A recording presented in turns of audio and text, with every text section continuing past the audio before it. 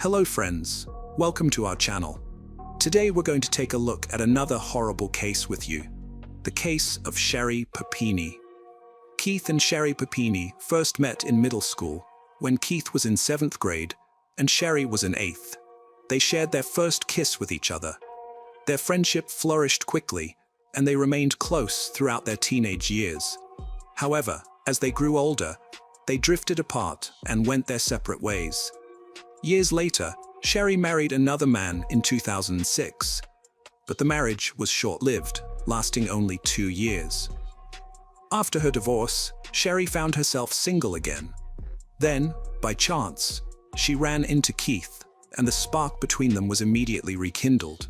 The time they had spent apart had given them both personal growth and maturity, and they realized how much they had missed each other. Keith and Sherri decided to give their love a second chance, and they started dating. As they spent more time together, their connection grew stronger every day. Within a year of reuniting, they knew they were meant to be together. They got married in 2009 and had 2 children, settling down in Redding, California. Sherri used to work in telecommunications, but after having children, she became a stay-at-home mom. Keith continued to work at Best Buy as a member of the Geek Squad. The Papini family seemed to have a perfect life from the outside. However, on November 2nd, 2016, Keith's world was turned upside down when he came home to find his wife, Sherri, missing. It was unusual for her not to be there, as she was always home when he returned from work. At first, Keith thought she might have gone for a walk, but as time passed and she didn't come back, he grew increasingly worried. Keith called the daycare center their children attended to see if Sherri had picked them up. But the school secretary told him she hadn't. This heightened Keith's concern, and he decided to use the Find My iPhone app on his phone to track her location. The app showed that her phone was at the end of their driveway. Alarmed, Keith rushed outside to search the area and found Sherri's phone lying on the ground, with her headphones nearby. When Keith found Sherri's phone and headphones at the end of the driveway, he made a disturbing discovery. There were strands of hair entangled in the headphones. He immediately contacted the authorities at the Shasta County Sheriff's Office, who took Sherri's disappearance seriously and brought in the FBI right from the start. Keith was desperate to find Sherri and get her back safely. To do this, he knew it was crucial to get her name and face out to the public. So he spoke to the media, hoping to generate support and assistance in finding her. The media played a huge role in spreading the story of Sherri's disappearance, and her beauty, blonde hair, and blue eyes made her case especially captivating to the public. As a result, news channels eagerly covered every detail of the story. After Sherri went missing and it became public, the police received many tips, but none of them led to finding her. As they continued to investigate, they looked at Sherri's phone for clues. They found a heated text conversation between Sherri and her husband Keith from a few months earlier, which made the police suspicious of Keith's possible involvement. Despite this, Keith was cooperative and offered to take a lie detector test to clear his name. He passed the test. In addition to the argument with Keith, the police found texts on Sherri's phone from men using fake female names. It seemed like Sherri was planning to leave Keith. On November 10th, 2016, the police tracked down one of these men and questioned him about Sherri's disappearance. The man claimed to have met Sherri 5 years prior at a restaurant during a work conference she was attending. Although he said he didn't know her current whereabouts, he shared some information about her relationship with her husband Keith. According to the man, Sherri did not respect Keith and was even fearful of him. He alleged that Keith was violent and abusive, often locking Sherri up in their home. After a tip from a man who knew Sherri, claiming that her husband Keith was abusive, the police launched an investigation. However, after speaking with friends and neighbors, they found no evidence to support the claims of Keith's violence. Several days into Sherri's disappearance, on November 24, 2016, the police received a call at 4:32 a.m. on Thanksgiving morning. The caller reported a woman in distress on the side of I-5. The police rushed to the scene and found a woman bound with chains and zip ties. It took a moment for the officers to realize Sherri Papini, who had been missing for days. Relieved to find her alive, they carefully freed her from the restraints and took her to the hospital for medical attention. When Sherri arrived at the hospital, it was clear that she had been through a traumatic experience.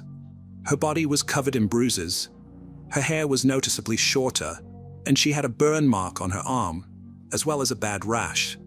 She had also lost a significant amount of weight, weighing in at only 87 pounds. While Sherri was recovering at Woodland Memorial Hospital, the police tried to interview her, but she was too emotional to provide any information.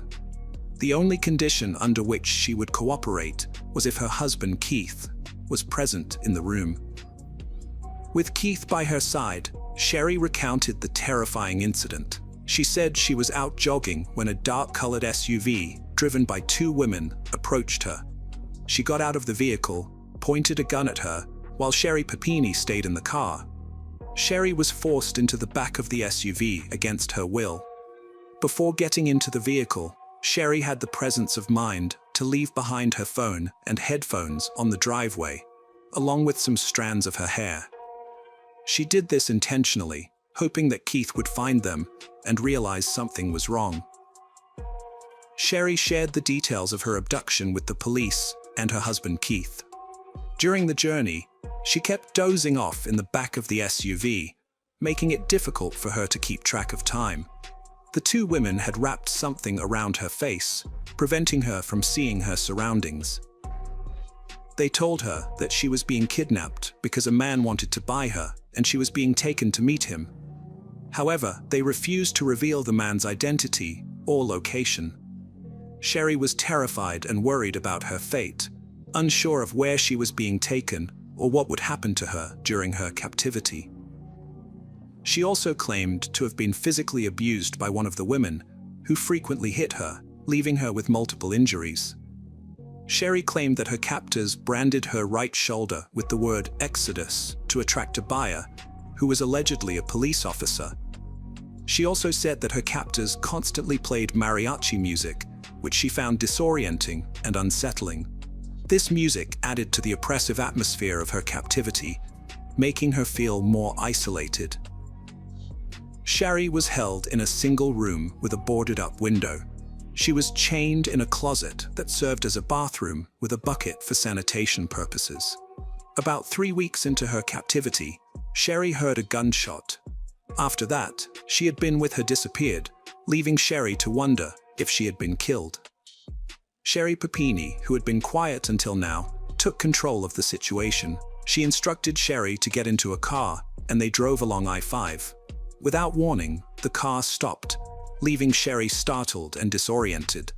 She looked around, trying to understand what was happening. The younger woman then told Sherri to get out of the car. Confused and unsure, Sherri cautiously did as she was told. As Sherri exited the car, she felt a mix of fear and excitement. Was this her chance to escape? Or was she being led into an even more dangerous situation? She was left with more questions than answers, feeling uncertain and scared. After being found safe on the side of I-5, the Shasta County Sheriff's Office held a press conference to announce Sherri's return. During the conference, the police reported that Sherri had been abducted by 2 Hispanic women, which sparked widespread concern among the public. However, this news brought unintended consequences. Following the press conference, a wave of racism erupted, targeting individuals of Spanish descent. The reporting of Sherri's abduction had fueled public fear and anxiety, leading some to unfairly blame individuals associated with the Hispanic community. After being abducted, Sherri returned home and began attending therapy sessions to cope with her trauma. As a California resident, she was eligible for the Victims' Compensation Fund, which uses public funds to help pay for victims' therapy. In the aftermath, she became withdrawn, spending more time at home and avoiding social outings. 1 year into the investigation, police released a composite sketch of 2 Hispanic women believed to be involved in the crime. Despite this development, no new leads emerged. The police also revealed that they had found male DNA on Sherri's underwear, which did not match her husband Keith's DNA. 2 years passed with no matches on the male DNA, and the case remained unsolved. However, in 2020, a long-awaited breakthrough finally occurred. The police working on Sherri's case decided to try a new approach to find the owner of the unknown DNA. They used a technique called familial DNA, which compares the DNA profile to potential relatives of the donor. This method is commonly used in criminal investigations to analyze DNA evidence and identify possible family members of a suspect. By looking at specific genetic traits shared among family members, investigators can create a shorter list of potential suspects and explore possible family connections. In the Sherri Papini case, the police were surprised to discover that the DNA found in her underwear matched a close relative of James Ray's, her ex-boyfriend. This new information raised many questions and became a crucial moment in the investigation. The police suspected Sherri's ex-boyfriend, James Ray's, of being involved in her abduction.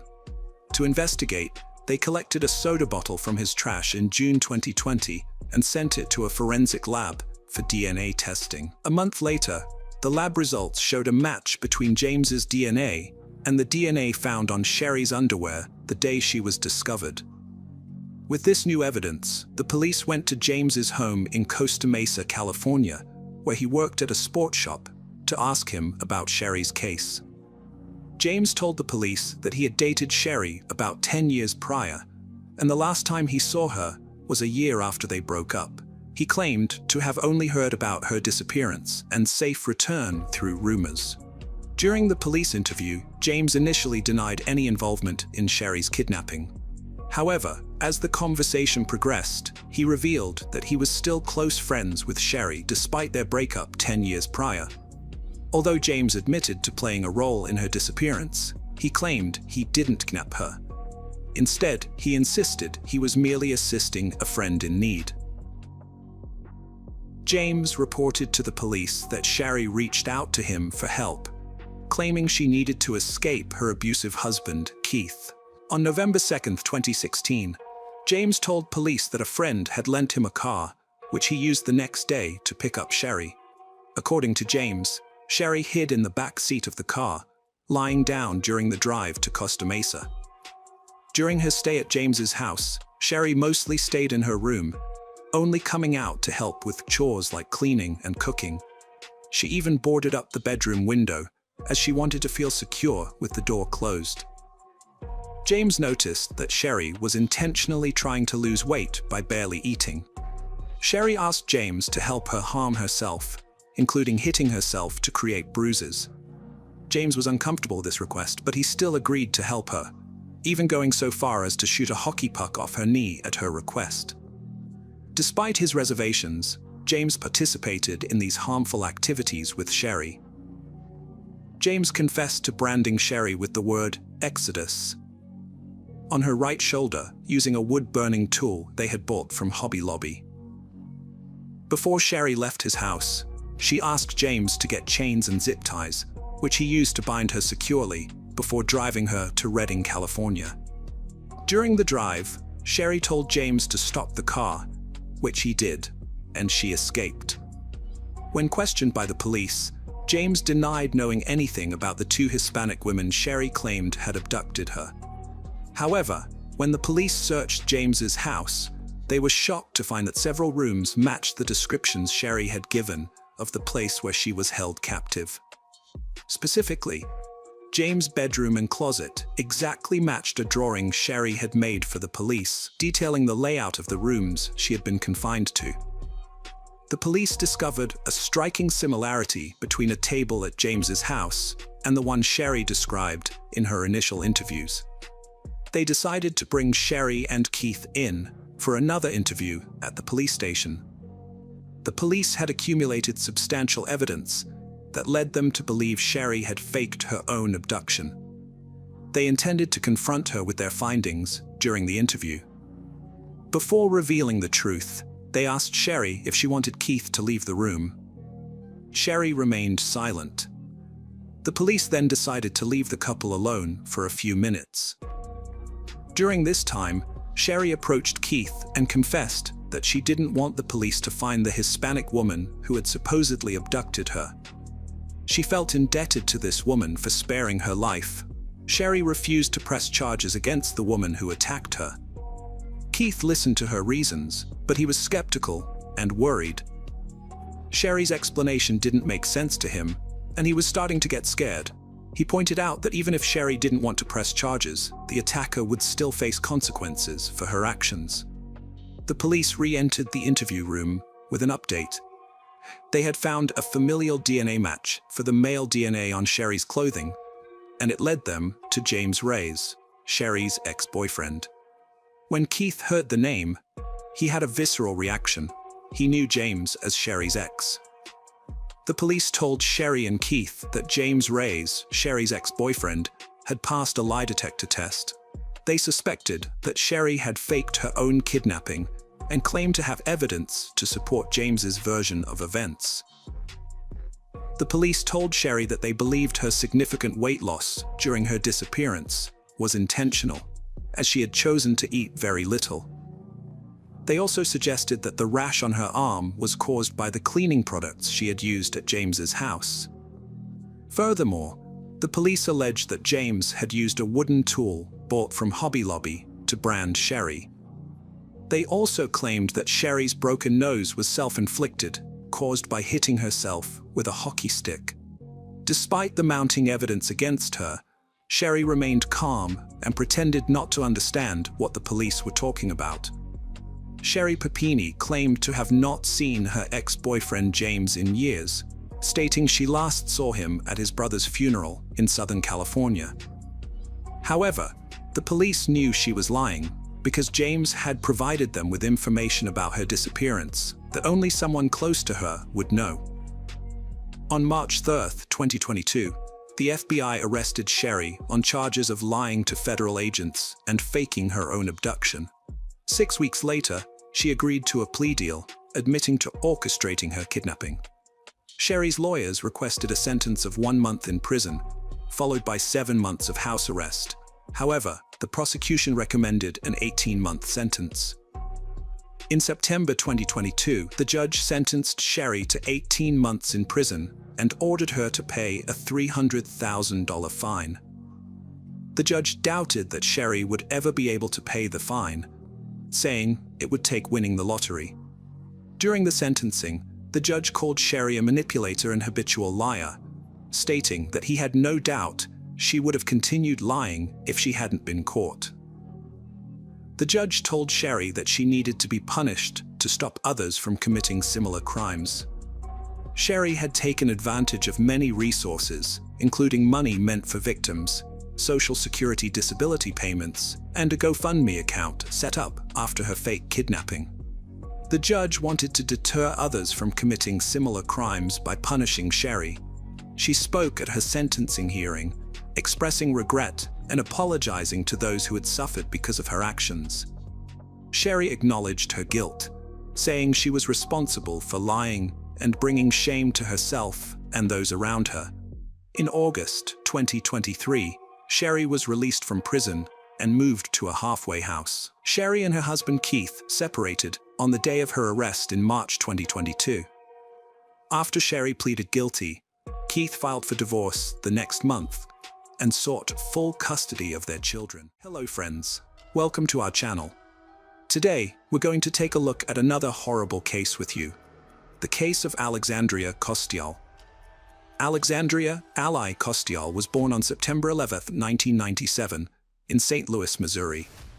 From an early age, her warm and caring personality drew people to her. She had a remarkable ability to make others feel at ease and happy, which made her a well-loved figure in her community. Ally's friendly nature allowed her to connect with people from all backgrounds. She was never afraid to approach someone new and start a conversation. Her kind and compassionate heart was evident in her willingness to help others, whether it was by lending a hand or simply listening to those in need. During her time at Lindbergh High School, Ally was an active student who participated in track and cheerleading. It was there that she met her best friend, Maddie Norris, and they formed a lifelong bond. Their friendship was built on mutual trust and a deep emotional connection, going beyond a typical friendship to become more like sisters. After graduating from high school, Ally enrolled at the University of Mississippi, also known as Ole Miss, in Oxford, Mississippi. Although several boys had asked her to prom, she didn't have a date. Luckily, her friend Maddie stepped in and offered to be her date. At Ole Miss, Ally joined the Alpha Phi sorority as a founding member and became the president of the Ole Miss Golf Club. She also immersed herself in the university's rich traditions, including its mascot, the Ole Miss Rebels. At a campus party, Ally met Eliza Brick, and they instantly clicked, as if they'd known each other for years. Ally's passion for capturing stunning sunset shots became a mission. One night, while out at a bar in downtown Oxford, Ally met Brandon Thydell from Fort Worth, Texas. She found him cute and developed a crush on him. However, Brandon's behavior ultimately hurt Ally, as she had trusted him to make an effort to connect with her and her best friend, Maddie. In July 2019, Ally's parents, Cindy and Keith, visited her in Oxford for a few days before her senior year at Ole Miss. They were excited to see their daughter thriving at the university and experience her life there. On their scheduled departure day, July 19th, Cindy called Ally around 7 p.m. Still half asleep from a nap, Ally mentioned her plans to go out with friends that evening. Unbeknownst to Cindy, this ordinary conversation would be her last with her daughter. About 30 minutes from Oxford lies Sardis Lake, a vast area popular for its hunting camps and recreational spots. On June 20th, 2019, an officer was tasked with patrolling the lake in the early morning hours when it was still dark and eerily quiet. While driving around the lake, the officer came across something unusual near a picnic table. Upon closer inspection, he was met with a grisly scene: a young woman's lifeless body, riddled with at least 9 gunshot wounds. The discovery of the body, later identified as Ally, at Sardis Lake prompted authorities to notify her parents, Cindy and Keith. However, the couple was far away in St. Louis, unaware of the tragedy that had unfolded. A middle-of-the-night phone call shattered their peace, informing them of the devastating news that their daughter had fallen victim to a homicide. After hearing the tragic news, Ally's friends took to social media to mourn her loss and call for justice. They created the hashtag #JusticeForAlly to bring their voices together and make their demands for justice louder.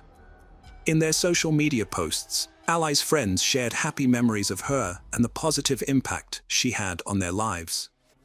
These heartfelt tributes aimed to celebrate Ally's memory and offer sympathy to her family. After Ally's tragic murder, her friends and community mourned the loss of a vibrant and joyful person. Bassandra Kendrick, a recent University of Mississippi graduate and close friend, expressed her sorrow. Brash, another recent graduate who worked in student housing, described Ally as someone with an infectious happiness and a positive outlook. According to Brash, Ally always had a big smile on her face, reflecting her bright spirit. Brash met Ally while working as a community desk assistant in Crosby Hall, the largest residence hall on campus. Ally would often stop by and chat with Brash when they were on duty. Brash remembered Ally as a sweet girl who lived life to the fullest and cherished every moment. Ally's sorority, Alpha F, issued a statement after her murder, expressing shock and sadness at the loss of one of their members. They extended their deepest sympathies to Ally's family during this incredibly difficult time and hoped for comfort for their sisters. Anna Pascoe, another close friend from the University of Mississippi, posted on Facebook to express her heartfelt condolences for the loss of her friend. She described Ally as the most genuine and uplifting person she had ever known, emphasizing the significant impact Ally had on the lives of those fortunate enough to have met her. Emily Groh, a fellow cheerleader of Ally at Lindbergh High School, took to Twitter to express her shock and sadness over Ally's murder. She cherished the time they spent together on the squad, praising Ally's bright and positive attitude. Emily regretted not having had the chance to get to know Ali better. At the Sardis late crime scene, where Ali's body was found, investigators discovered several cans of White Claw seltzer and .40 caliber shell casings scattered on the ground. A ballistic expert was called in to analyze the scene and piece together what had happened. The expert's findings revealed that the killer had initially sat across from Ali on the picnic table benches when they fired the first shot. However, after the first shot, the killer stood up and began circling the table, moving closer to Ali with each step. The expert theorized that with each step, the killer fired at Ali again. One of the rounds fired by the killer missed its target and got stuck in the wooden picnic table. Crime scene investigators searched Ali's apartment, looking for any clues that could help identify and catch her killer. During the search, they found her Apple Watch, but surprisingly, her phone was nowhere to be found. Yet, some of her messages from the previous night had mysteriously synced with her watch. The investigators examined the content of these messages and discovered that Ali had been chatting with Brandon at length. The messages revealed that Ali and Brandon had planned to meet up. The detective in charge of Ali's murder case contacted Brandon on Sunday, the day after her murder, and asked him to come to the police station for an interview. Brandon told the detective he was unavailable that day, but offered to meet the next morning at 8:30 a.m. However, Brandon failed to show up for the scheduled interview. Following his no-show, the police began tracking his cell phone. The phone's location data showed that Brandon was driving on Interstate 55, heading towards Memphis. The police issued an arrest warrant for Brandon, suspecting he was fleeing, and broadcast a "Be on the lookout" alert for his vehicle, which was easily recognizable due to its unique license plate. 2 hours later, the Memphis Fugitive Task Force spotted Brandon's car at a gas station, where he was sitting at a pump. The agents apprehended Brandon and notified the Mississippi police. Upon searching Brandon's vehicle, investigators found a .40 caliber gun. Additionally, when Brandon exited the car, they noticed bloodstains on his clothing. Once Brandon was arrested and extradited to Mississippi, detectives started reconstructing his activities in the days preceding Ali's murder. On Saturday, July 20th, Brandon spent the day with friends, going bowling. The next day, he visited another friend's house, bringing a 6-pack of beer and his .40 caliber gun. The friend reported that they talked for a while, but when he woke up on Monday, Brandon had left. During the investigation, detectives found that Brandon had no history of physical fights or violence. They also gathered information from Brandon's friends and Ali's loved ones, who said that the couple had met at a local bar in Oxford during their freshman year and started dating casually. However, their relationship took a turn for the worse during their sophomore year. Ali's loved ones noticed that she became more invested in the relationship than Brandon, causing tension between them. This led to Brandon blocking Ali's attempts to contact him because she would often go out, get drunk, and call him. 1 year after their initial separation, Brandon and Ali rekindled their romance during the summer before her senior year. They decided to give their relationship another chance and started dating again. However, their reunion was short-lived, as Ali was tragically murdered, and Brandon was subsequently charged with capital murder, which carries the death penalty. Capital murder is the most severe criminal offense, and the state accused Brandon of kidnapping Ali by luring her to Sardis Lake. The news of Brandon's arrest sent shockwaves throughout Oxford, with the details of Ali's murder being widely reported. The arrest sparked widespread speculation and rumors among community members who exchanged various theories. Reporters flooded the town, seeking interviews and information from those closest to Ali and Brandon. This media frenzy brought both positive and negative attention to Oxford, as outsiders watched with a mix of fascination and concern. In September 2019, Brandon pleaded not guilty to Ali's murder. As detectives built their case, they reviewed the couple's text messages. In April 2019, 3 months before her murder, Ali was preparing for spring semester finals and considering the possibility of being pregnant. On April 14th, Ali sent Brandon a photo of an inconclusive home pregnancy test. Brandon responded, saying they would wait to confirm the pregnancy, but if it was true, he was against keeping the baby. He suggested Ali could get an abortion pill. Ali, however, was unsure about ending the pregnancy. She mentioned the possibility of meeting someone who would love her and the baby. Despite Ali's doubts, Brandon remained firm in his decision, telling Ali he was serious and that having a child would ruin his life. Detectives found CCTV footage showing Ali leaving a bar on Oxford Square around 11:45 p.m. on July 18th. About an hour later, around 1:30 a.m., Ali met up with Brandon, who drove them to Sardis Lake. According to Brandon's lawyers, both Ali and Brandon had been drinking throughout the day. Brandon's lawyers claim that when they arrived at Sardis Lake, they sat at a picnic table, listened to music, and at some point, Brandon got up to do drugs by his truck.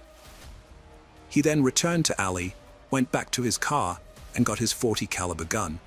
A shooting allegedly took place across the lake, according to Brandon's lawyer. After the incident, Brandon sat back down and talked with Ali for a while. However, things suddenly took a deadly turn when Brandon shot and killed her. Brandon's lawyer argues that his actions were caused by his intoxication from drugs and alcohol. Detectives and Ali's family saw the incident differently. They suspected Brandon of murder because they thought he believed Ali was pregnant and this would ruin his life. In their view, the killing was a deliberate, cold-blooded, and well-planned act. On August 27, 2021, Brandon accepted a plea deal, spared from the death penalty, and pleaded guilty to first-degree murder. He was sentenced to life in prison without parole. Ali's loved ones, wearing her favorite color pink, filled the courtroom to show their support. After the judge announced the sentence, Brandon addressed Ali's family, expressing remorse for his actions and asking for their forgiveness. He acknowledged the immense pain he caused and hoped they could find it in their hearts to pardon him. Ali's autopsy report concluded that she was not pregnant at the time of her murder. However, this does not rule out the possibility that Ali was pregnant at some point. Ali's mother, Cindy, firmly believes that Ali was pregnant and lost the baby. A memorial was set up at Sardis Lake, where Ali was murdered by her family and friends. Her parents, Cindy and Keith, hold on to memories of their daughter, even though the silence is still painful for them. Every time Ali's friends see a pink sunset, they think of her. They have devoted themselves to keeping her memory alive, working to spread her positivity and make sure she is never forgotten. Hello friends, welcome to our channel. Today we're going to take a look at another horrible case with you. The case of Abril Perez. Abril Perez was born on November 18, 1971, in Monterrey, Mexico. She was the second of 3 children to parents Maria del Sacramento Saganon and Manuel Perez. Raised alongside her older brother Javier and younger sister Ana, the family lived modestly, but provided their children with a good education and motivated them to aspire to a better life. Abril excelled in school, showed a talent for mathematics and entrepreneurial skills, and dreamed of obtaining a high-quality higher education to secure a well-paying job with career advancement opportunities. After finishing high school, Abril was admitted to the most prestigious university in Nuevo León, where she earned a master's degree in finance and business administration. Upon graduating, she was hired in the sales department of one of the country's largest and fastest-growing companies. A few years later, she ventured into digital sales and quickly rose through the ranks, becoming the executive director of the company within 2 years. Abril was young, beautiful, successful, ambitious, and steadily advancing towards the life she had always dreamed of. She built a brilliant career, supported her family, and was full of plans for the future. However, her personal life remained unsettled, which disappointed her loved ones. Nevertheless, she was confident she would find true love and live a long, happy life. Little did Abril know how her marriage to the perfect man would turn out. Abril met Juan Carlos in the mid-1990s when her career was taking off. They were both ambitious, which created a strong connection between them. He was captivated by her beauty, charm, kindness, and intelligence, while she was drawn to his sharp intellect and determination. As their companies collaborated on projects, they crossed paths several times, eventually leading Juan Carlos to realize he was in love with Abril. Through mutual acquaintances, he obtained her phone number and asked her out on a date. The feelings were mutual, and their relationship developed quickly. By 1998, they decided to formalize their relationship with a wedding. By then, they had both achieved considerable career success and were involved in developing online stores, which showed great promise. Their life resembled a true fairy tale, evoking envy and admiration among their peers. After 3 years of marriage, Abril gave birth to their first child, a daughter named Ana Cecilia. 2 years later, they had a son named Juan Carlos Jr., and another 2 years after that, they welcomed a third child, a boy named Julio Andreas. Despite having 3 young children, Abril managed to balance her parental responsibilities with her career advancement, barely taking any maternity leave. From the outside, the Perez Sanchez family seemed perfect, wealthy, successful, and happy. However, appearances were deceiving. Behind closed doors, Juan Carlos showed his true nature, being hot-tempered, aggressive, and harsh. He was intolerant of compromise, insisting that everything had to be exactly as he wanted. Over time, his behavior worsened, and verbal altercations escalated into physical confrontations. After the birth of their first daughter, Juan Carlos briefly softened, trying to control his emotions, but it didn't last long. By the time the third child was born, he no longer even tried to be a good father or husband. He would vent his anger on Abril, insulting and belittling her, and her tears seemed to lift his spirits. He regularly physically harmed her, often in ways that left no visible marks on her body, so she could hide the bruises under clothing or mask them with makeup. All this was done to protect his flawless reputation and pride himself on being a model family man, loving husband and father. Abril kept silent for years, trying not to tell even her sister and mother about the ongoing nightmare. She earned well and could have raised the children on her own, but her husband was a wealthy and influential man who could easily take the children away from her through the courts. By 2010, the ideal family facade had begun to crumble, and those who once admired them started to suspect that something was terribly wrong behind closed doors. Abril was not just subdued, but deeply distressed, visibly thin, sleeping poorly, and frequently sporting bruises on her face and body that became increasingly difficult to conceal. In public, Juan Carlos maintained a calm and confident demeanor, pretending that nothing was amiss, playing the role of a loving and caring husband, interacting with his wife politely and affectionately. However, at home, he transformed into a monster, making it increasingly dangerous for Abril to be near him.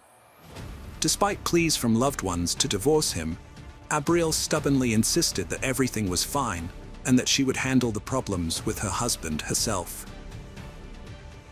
In 2014, Juan Carlos's career reached its peak when he became the head of a major trading company, making him one of the most influential people in the field. After this promotion, the family moved to Mexico City, settling in a large house in one of the capital's best neighborhoods. Their children attended an elite private school, and Abril sincerely hoped that the move would positively affect their relationship. Contrary to expectations, the change only made Juan Carlos continue to physically harm and insult his wife, even doing so in front of their children. He began to groundlessly accuse her of infidelity, and whenever she tried to defend herself, he resorted to using his fists. He monitored her phone and emails, forbade her from using social media, and later even hired a private detective to follow her and photograph any men who came near her. Over the next 4 years, Abril tried everything to save her marriage, despite her husband's behavior becoming utterly unbearable. She lived in a never-ending nightmare that outwardly seemed like a happy and successful union, with many even envying her for having a prominent, influential, wealthy, and seemingly caring husband. In 2018, the Sanchez family traveled to Monterrey to celebrate Catholic Christmas with the Perez family. However, Juan Carlos behaved towards his wife as he was accustomed, not shying away from her parents, who were horrified by what they witnessed. At that moment, Abril realized things could not continue this way and informed her husband that she would file for divorce once they returned to Mexico City.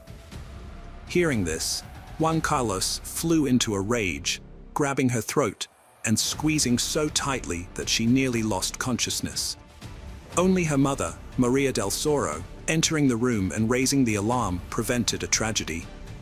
When the family returned to their home in the capital, Abril prepared for divorce, moving from the marital bedroom to a small guest room. However, this did not save her from her tyrannical husband. On the morning of January 4th, while she was still asleep, Juan Carlos entered the bedroom holding a baseball bat, striking her hard on the head and attempting to swing again. Half awake, Abril barely understood what was happening, but managed to slip off the bed just in time, literally saving her own life. She began to scream, and the children ran into the room having heard the noise. The youngest son shielded his mother with his body while the eldest son took the bat from his father. Together, they fled the house and headed to the hospital, where doctors diagnosed Abril with a serious concussion and a deep laceration above her eyebrow, requiring stitches. As soon as his wife and sons left the home, Juan Carlos contacted his lawyer to explain the situation and asked for help in resolving it. He also posted on his social media page, claiming that his wife had betrayed him, was unfaithful, and intended to leave him for another man, taking their children and attempting to take all their jointly acquired assets.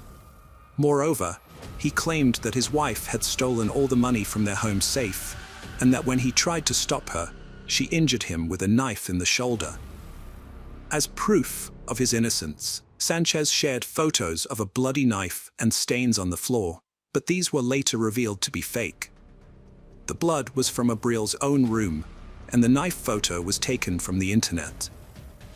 Despite this, his friends believed him and shared his story on social media, sparking widespread outrage. Meanwhile, Abril had filed a police report against Sanchez, accusing him of attempting to kill her. After being released from the hospital, she moved out of their home with their sons and was granted temporary custody. Their adult daughter, who was in college, also sided with her mother and condemned her father's behavior. Sanchez was ordered to pay a small amount of alimony to Abril and their sons, but he disagreed with the amount. He faced a potential prison sentence, but as an influential businessman, he was confident he would avoid punishment. Abril returned to her parents' home in Monterrey, where she filed for divorce and began offering online consultations to women in similar situations. She planned to open a center for psychological and legal assistance for victims of domestic violence. 8.5 months after the incident, Sanchez was finally arrested and charged with femicide, bodily harm, and attempted murder. He was jailed for over a month, but managed to appeal the pretrial detention decision and was released. During the trial, crucial evidence, including hospital photographs and medical records, was not presented. The judge deemed the testimonies of Abril and her sons insufficient and released Sanchez, stating that his actions did not pose a direct threat to Abril's life. Abril was shocked and frightened by the verdict, realizing that her ex-husband had used his connections to secure his release. She sent an official letter to the judge expressing fear for her life, but it had no impact. Immediately after being released, Sanchez began legal proceedings against Abril for custody of their sons, forcing her to return to Mexico City for court sessions. Abril arrived in Mexico City with her children on November 25th, fearing for their safety after a court session. As they drove to the airport, a motorcyclist stopped at a traffic light, pulled out a handgun, and fired twice at Abril, who was sitting in the front passenger seat. One bullet grazed their younger son, but none of the children were seriously hurt. Abril was rushed to the hospital, where doctors fought to save her life, for over 6 hours, but unfortunately, she died that evening due to severe injuries and significant blood loss. Abrile's family, convinced that her ex-husband Juan Carlos was behind the brutal act, urged authorities to arrest him. However, law enforcement stated that without identifying the shooter, it was difficult to discuss motives and couldn't claim that it was a hitman sent by Sanchez. The case was not classified as femicide until further investigation, and Juan Carlos remained free. After Abrile's death, her children were placed in the care of their maternal relatives, while their father, Juan Carlos Sanchez, prepared to fight for custody in court. Sanchez's soon-to-be ex-wife's sister wrote an angry social media post blaming him for the incident, but her page was quickly blocked and later deleted. Despite this, the family decided to draw public attention to the case. The attack on Abrile, which occurred on a day dedicated to fighting gender-based violence, sparked widespread outrage. People began sharing numerous cases where men had attempted to kill women but were not punished. As a result, the General Prosecutor's Office launched a new investigation into Sanchez and instructed investigators to review the judge's decisions to release him. The judges involved in Sanchez's case were temporarily suspended and later removed from their positions. Mexican politician and women's rights defender Claudia Sheinbaum Parro confirmed that Abrile's case had been reclassified as femicide and would be reinvestigated. The judges who had released Sanchez could face consequences for Abrile's death if his guilt was proven. Sanchez posted on social media, calling for the perpetrator of his ex-wife's death to be punished to the fullest extent of the law. However, his daughter Ana Cecilia left an angry comment, accusing her father of cruelty and sharing photos of her mother taken in the hospital after Sanchez had attacked her with a bat.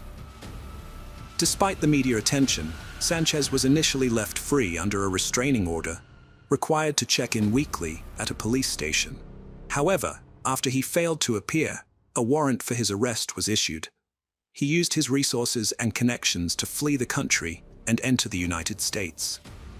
Mexican authorities contacted Interpol, reporting Sanchez as a fugitive accused of a serious crime, and he was declared wanted worldwide. An investigation was launched to find the hitman who killed Abrile. Street camera footage revealed 2 cars following her vehicle as she left the courthouse with her children and lawyer. The motorcyclist who committed the crime was not alone, but received instructions from individuals in the cars. It took investigators several months to identify some of the participants, and 2 suspects were finally arrested on March 5, 2020. Surprisingly, they did not resist arrest and began cooperating with authorities, hoping to reduce their sentences. It was confirmed that Sanchez was the mastermind behind the crime, having paid a substantial sum to 7 individuals involved in the act. The first to be caught were the driver of one of the chase cars and the motorcyclist who fired the fatal shots. Juan Carlos, while in prison, had hired 2 experienced criminals to be his personal bodyguards. After they were released, he rehired them to find people to kill Abrile, promising each a large sum of money if they succeeded. Once he had assembled a team, Juan Carlos paid them the promised money and gave them detailed instructions about Abrile's route and vehicle. The toughest part was luring Abrile to Mexico City, which he achieved by threatening to take her children if she didn't appear in court. Abrile showed up in court as planned, but intended to return to Monterrey the same day. Juan Carlos knew this through his connections, but it wasn't until the end of October 2020 that 3 more people involved in the conspiracy were arrested on suspicion of drug distribution. It was later discovered that they were involved in Abrile's murder. All the arrested individuals were part of Juan Maldonado's gang, known as Juan Balto, which had protected Sanchez while he was in prison. Maldonado agreed to help kill Abrile in exchange for a large reward. He was arrested in November 2020 and began cooperating, confirming that Juan Carlos had hired people to kill Abrile. With this new evidence, it was clear that Sanchez was both the client and organizer of the crime. His previous assault on Abrile with a bat was reclassified as an attempted murder, leading the court to issue an arrest warrant for him on charges of femicide. By spring 2021, all the participants in the crime had been caught, except for Sanchez, who remained at large. The weapon used in the murder was also found. In total, 9 people from the same criminal group were detained, 7 of whom were directly involved in chasing and shooting Abril. 5 years after Abril's death, Sanchez, the mastermind of the crime, is still on the run, and his whereabouts remain unknown. The person who pulled the trigger was sentenced to 52 years in prison, while 2 others involved in the crime received 50-year sentences each. The other participants are still under investigation, and their fate has yet to be decided.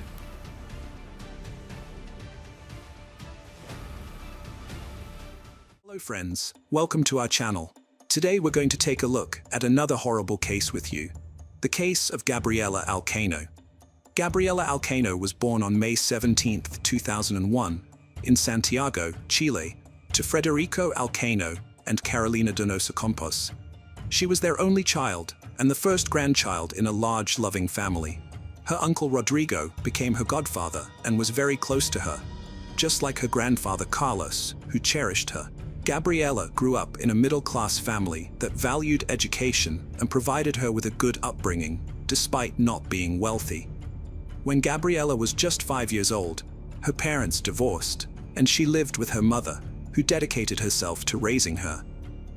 Her father remarried and had 2 younger sons, but he continued to support Gabriela and her mother financially and remained involved in her life. Gabriela was a kind, friendly, and open child who was a bit shy and modest, but she made friends easily and got along with her peers. She had a lovely appearance that earned her admiration and delight from everyone around her. Gabriela excelled in school, loved music, dancing, and drawing, and her parents encouraged her talents. She enjoyed spending time with her younger brothers at her father's house, which was nearby. And overall, her childhood was a happy and carefree time surrounded by loving family members. At 15, Gabriela fell in love for the first time with Fabian, a fellow student at her school who was only a year older. They started out as a happy couple, walking hand in hand, eating ice cream and stealing kisses. Fabian came from a good family, and his parents were well respected and wanted the best for him. However, Fabian himself was quiet and secretive, avoiding eye contact and preferring not to talk to others. This led many to assume he was shy, but it's likely he struggled with social anxiety. When Gabriela introduced Fabian to her father, he approved of her choice, seeing Fabian as calm, responsible, and rational. The father had a serious talk with Fabian, asking him to take care of Gabriela and promising not to harm her or let others harm her. Fabian promised to do so. At first, their relationship was loving and calm, with Fabian genuinely trying to be attentive and caring. However, this peace didn't last. After a few months, Fabian's true nature emerged, and he became controlling and cruel. He tried to dictate every aspect of Gabriela's life, became jealous, and decided who she could and couldn't hang out with. He monitored her phone, demanding immediate responses to his calls and messages, and would throw tantrums if she didn't comply. For the first 6 months of their relationship, Gabriela downplayed her boyfriend Fabian's frequent outbursts of anger and jealousy, thinking they were temporary and that he would eventually go back to being the kind and caring person she fell in love with. She tried to accommodate all his demands, hoping that his behavior would improve. However, Fabian only became more aggressive and volatile over time. He started to emotionally wear Gabriela down, and his abuse eventually escalated beyond verbal aggression. He would physically intimidate her, slapping her, pulling her hair, and grabbing her hands. Although these actions often left no visible marks, friends began to notice bruises on her wrists and shoulders, evidence of Fabian's rough handling. As Gabriela struggled to cope with the abuse, she became withdrawn and depressed. Her friends and family noticed the change in her, seeing the tears in her eyes and the sadness that had replaced her former smile. She started distancing herself from others, avoiding contact with people, Fabian had forbidden her from speaking to. Gabriella repeatedly tried to have conversations with her boyfriend Fabian, but it was unsuccessful. She even broke up with him multiple times, only to be coerced back into the relationship by Fabian. This pattern of breakups, stalking, and threats continued for over a year. In 2017, Fabian got into trouble for physically attacking a classmate outside of school. He was accused of abuse and assault, and faced possible jail time. However, the case was settled out of court, and Fabian was expelled from school, forced to complete his education through homeschooling. After this event, Gabriella finally decided to end the toxic relationship for good.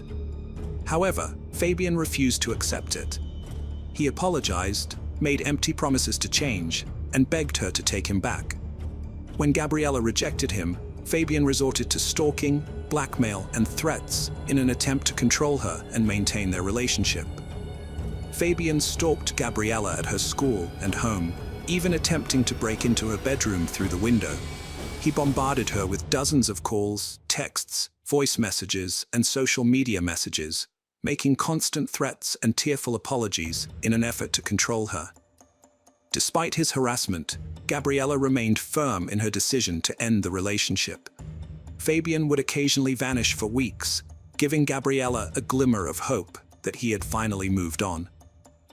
However, he would inevitably reappear, terrorizing her and refusing to leave her be. He followed her everywhere, showing up unexpectedly and causing disturbing scenes. As a result, Gabriella became terrified of being alone, always ensuring she was accompanied by friends or family. She would go to her mother's workplace after school, and they would head home together. When she needed to travel, she would ask her father or uncle to escort her. This ordeal continued for months, leaving Gabriella drained and exhausted, though she tried not to show it. A series of tragic events began in early 2018, when the Alcano family was devastated by a terrible crime. A burglar broke into Federico's home, where his second wife lived, and murdered her while the children were at school, and Federico was at work. The perpetrator, a neighbor with a prior criminal record, was apprehended immediately. Gabriella and her mother stepped in to support Federico and his children during this difficult time. This tragedy temporarily shifted Gabriella's attention away from Fabian, who had mysteriously disappeared around the same time. Meanwhile, Gabriella was also busy preparing for entrance exams, driven by her ambition to attend one of Santiago's top universities and pursue a career in journalism or advertising. The tragedy was only the beginning of a series of devastating events for the Alcano family. By May 2018, Fabian, Gabriella's ex-boyfriend, began stalking her relentlessly. He would climb over her home's fence or show up at the supermarket or mall, making her feel unsafe everywhere she went. Gabriella was terrified and sent screenshots of threatening messages from Fabian to someone, pleading for help. She confessed her fear for herself and her loved ones, but chose not to tell her family about the stalking and threats, afraid of worrying them. On June 10, 2018, the Alcano family gathered at Carlos's house to celebrate his 80th birthday. However, this joyful family event would ultimately be the last day of life for Gabriella and her mother, Carolina. The evening seemed happy and uneventful, filled with laughter, music, and a large family meal. Gabriella played with her younger brothers and cousins, but appeared troubled and distant. Her uncle Rodrigo noticed her distress and asked if everything was all right. But Gabriella just smiled sadly, shrugged, and said she was nervous without explaining why. Her uncle chose not to press the issue, thinking she would open up when ready, but later deeply regretted this decision. After the party, Federico drove his ex-wife and daughter home. He kissed Gabriella on the forehead, told her he loved her, and assured her she could count on his support in any situation. Then he returned home with his younger children. This was the last time he saw his eldest daughter and his first wife alive. At around 4 a.m. on June 11th, Fabian, armed with a hunting knife, jumped over the fence of his ex-girlfriend Gabriella's house. He planned to sneak into her bedroom through the window and attack her. But just as he was about to enter, the lights turned on, and the back door creaked open. Carolina, Gabriella's mother, had been awakened by the noise and was checking on the commotion. Fabian attacked her, pushing her back inside and stabbing her repeatedly. In total, he inflicted 36 stab wounds, mostly to her chest, neck, and head, leaving her with no chance of survival. Carolina managed to scream briefly, which woke up Gabriella, who rushed downstairs to investigate. As she descended, she saw Fabian, covered in blood and enraged. He grabbed her and dragged her down. Gabriella desperately tried to call emergency services on her phone, but Fabian stopped her. He then stabbed her in the chest, piercing her heart, which proved to be a fatal blow. Fabian moved Gabriella's body to the kitchen, where Carolina's lifeless body lay. He attempted to erase his traces by wiping fingerprints and cleaning bloody footprints. He then washed himself and the murder weapon in the bathroom.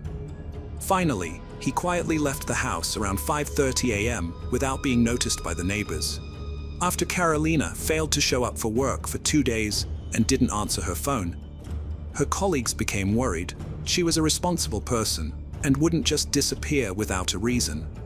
Her boss contacted Federico, her partner, to ask if he knew what was going on.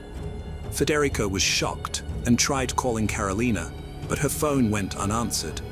He also tried calling his daughter, Gabriella's phone, but it was turned off. He then called his brother Rodrigo, who hadn't seen or spoken to the two since Carlos's birthday party. Federico rushed to Carolina's house, which looked empty, but the car was still in the garage. He walked around the house, knocking on doors and peeking through windows, but he didn't want to go inside, even though he had a spare key. Instead, he called the police and asked them to check the house. When the police arrived, they wondered why Federico hadn't used his spare key to enter the house. Federico admitted he was afraid of what he might find inside.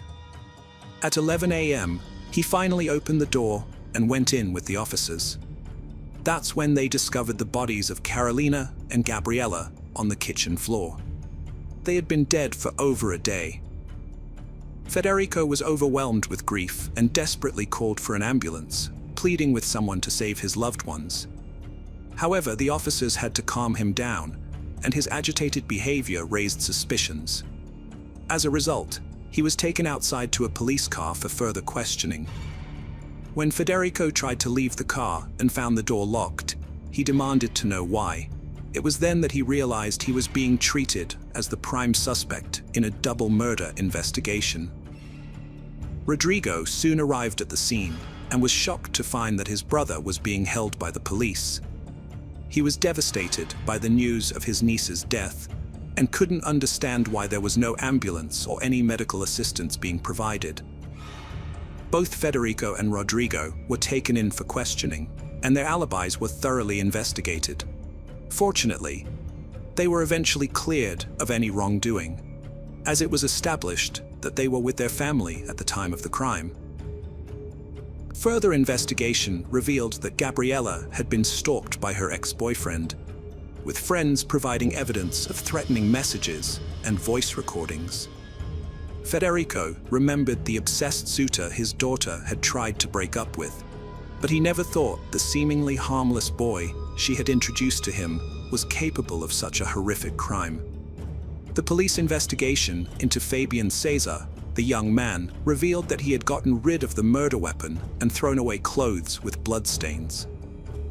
Despite this, his shoes still had tiny blood drops on them, and the pattern on the soles matched prints found at the crime scene. Furthermore, 4 of Gabriella's classmates came forward to say they had heard Fabian threaten Gabriella, stating he would rather kill her than let her go. As the evidence and witness statements mounted, Fabian was forced to admit to the crime. However, he tried to present himself as a lovesick individual who had not meant to harm Gabriella, but rather just wanted to talk to her. He claimed that things got out of control, and he ended up dealing with her mother, who unfortunately became an unwanted witness. After completing the autopsies and necessary tests, the authorities returned the bodies of the victims to their families for burial. At the funeral, Hundreds of people gathered to pay their respects to the deceased and offer condolences to their loved ones. Gabriella was buried in the white dress she had always wanted to wear, and Carolina's casket was closed due to the severe mutilation of her face. Fabian's family hired an experienced lawyer who built a strong defense, promising a reduced sentence during the preliminary hearings. The lawyer highlighted Fabian's young age and clean criminal record, arguing that the dispute with his classmate had been resolved out of court. However, the victim's family demanded that Fabian be charged with femicide. The prosecution rejected this charge, as according to Chilean law, femicide only applies when the perpetrator and victim are spouses or live together, which was not the case for the two teenagers. Fabian's lawyer claimed that he had acted impulsively and under distress, which could lead to a potential 15-year sentence for double homicide and assault. The Allen family, understandably, wanted the harshest punishment for him. Following the initial court hearings, the judge gave both the prosecution and defense 6 months to gather evidence. Fabian's lawyer requested that he be released pending trial, but the judge denied this request, keeping Fabian in custody. Gabriella's father was furious, having lost 3 women close to him to violent deaths. The lawyer tried to blame the victims, and the authorities seemed willing to accept this. In response, Gabriella's father and uncle, along with women's rights organizations, developed a proposal for Gabriella's law. This law would expand the definition of femicide to include cases where the victims were in romantic relationships with their killers, even if they weren't married or living together. The proposed bill faced opposition because it would mean that perpetrators already in prison for similar crimes could face new charges and lose their eligibility for early release. However, feminist organizations across the country supported the Alim family, staging marches and demonstrations in favor of Gabriella's law. In August 2019, Chile's government introduced amendments to its femicide law, over a year after the devastating murders. These amendments, known as Gabriella's law, included 15 key changes that were later approved by Congress. Under this new law, femicide is defined as any violent act, injury, or murder committed against a woman due to gender-based hatred, regardless of her relationship with the perpetrator. The law also considers additional circumstances, such as the victim being a minor or having health issues, to be aggravating factors. In April 2022, Fabian Ceres went on trial for attacking his ex-girlfriend and her mother 4 years prior. Thanks to Gabriella's law, the defense had no grounds to challenge the charges. Fabian was subsequently convicted of femicide under aggravating circumstances, as one of the victims was a minor, and also of double homicide and assault. On April 20th, Fabian received a life sentence with no possibility of parole. Hello friends. Welcome to our channel. Today we're going to take a look at another horrible case with you. The case of Lily James. Lily James was born in May 2002 in Yarborough, New South Wales, Australia. She was the beloved first child of the close-knit James family, especially adored by her maternal grandmother, Barbara.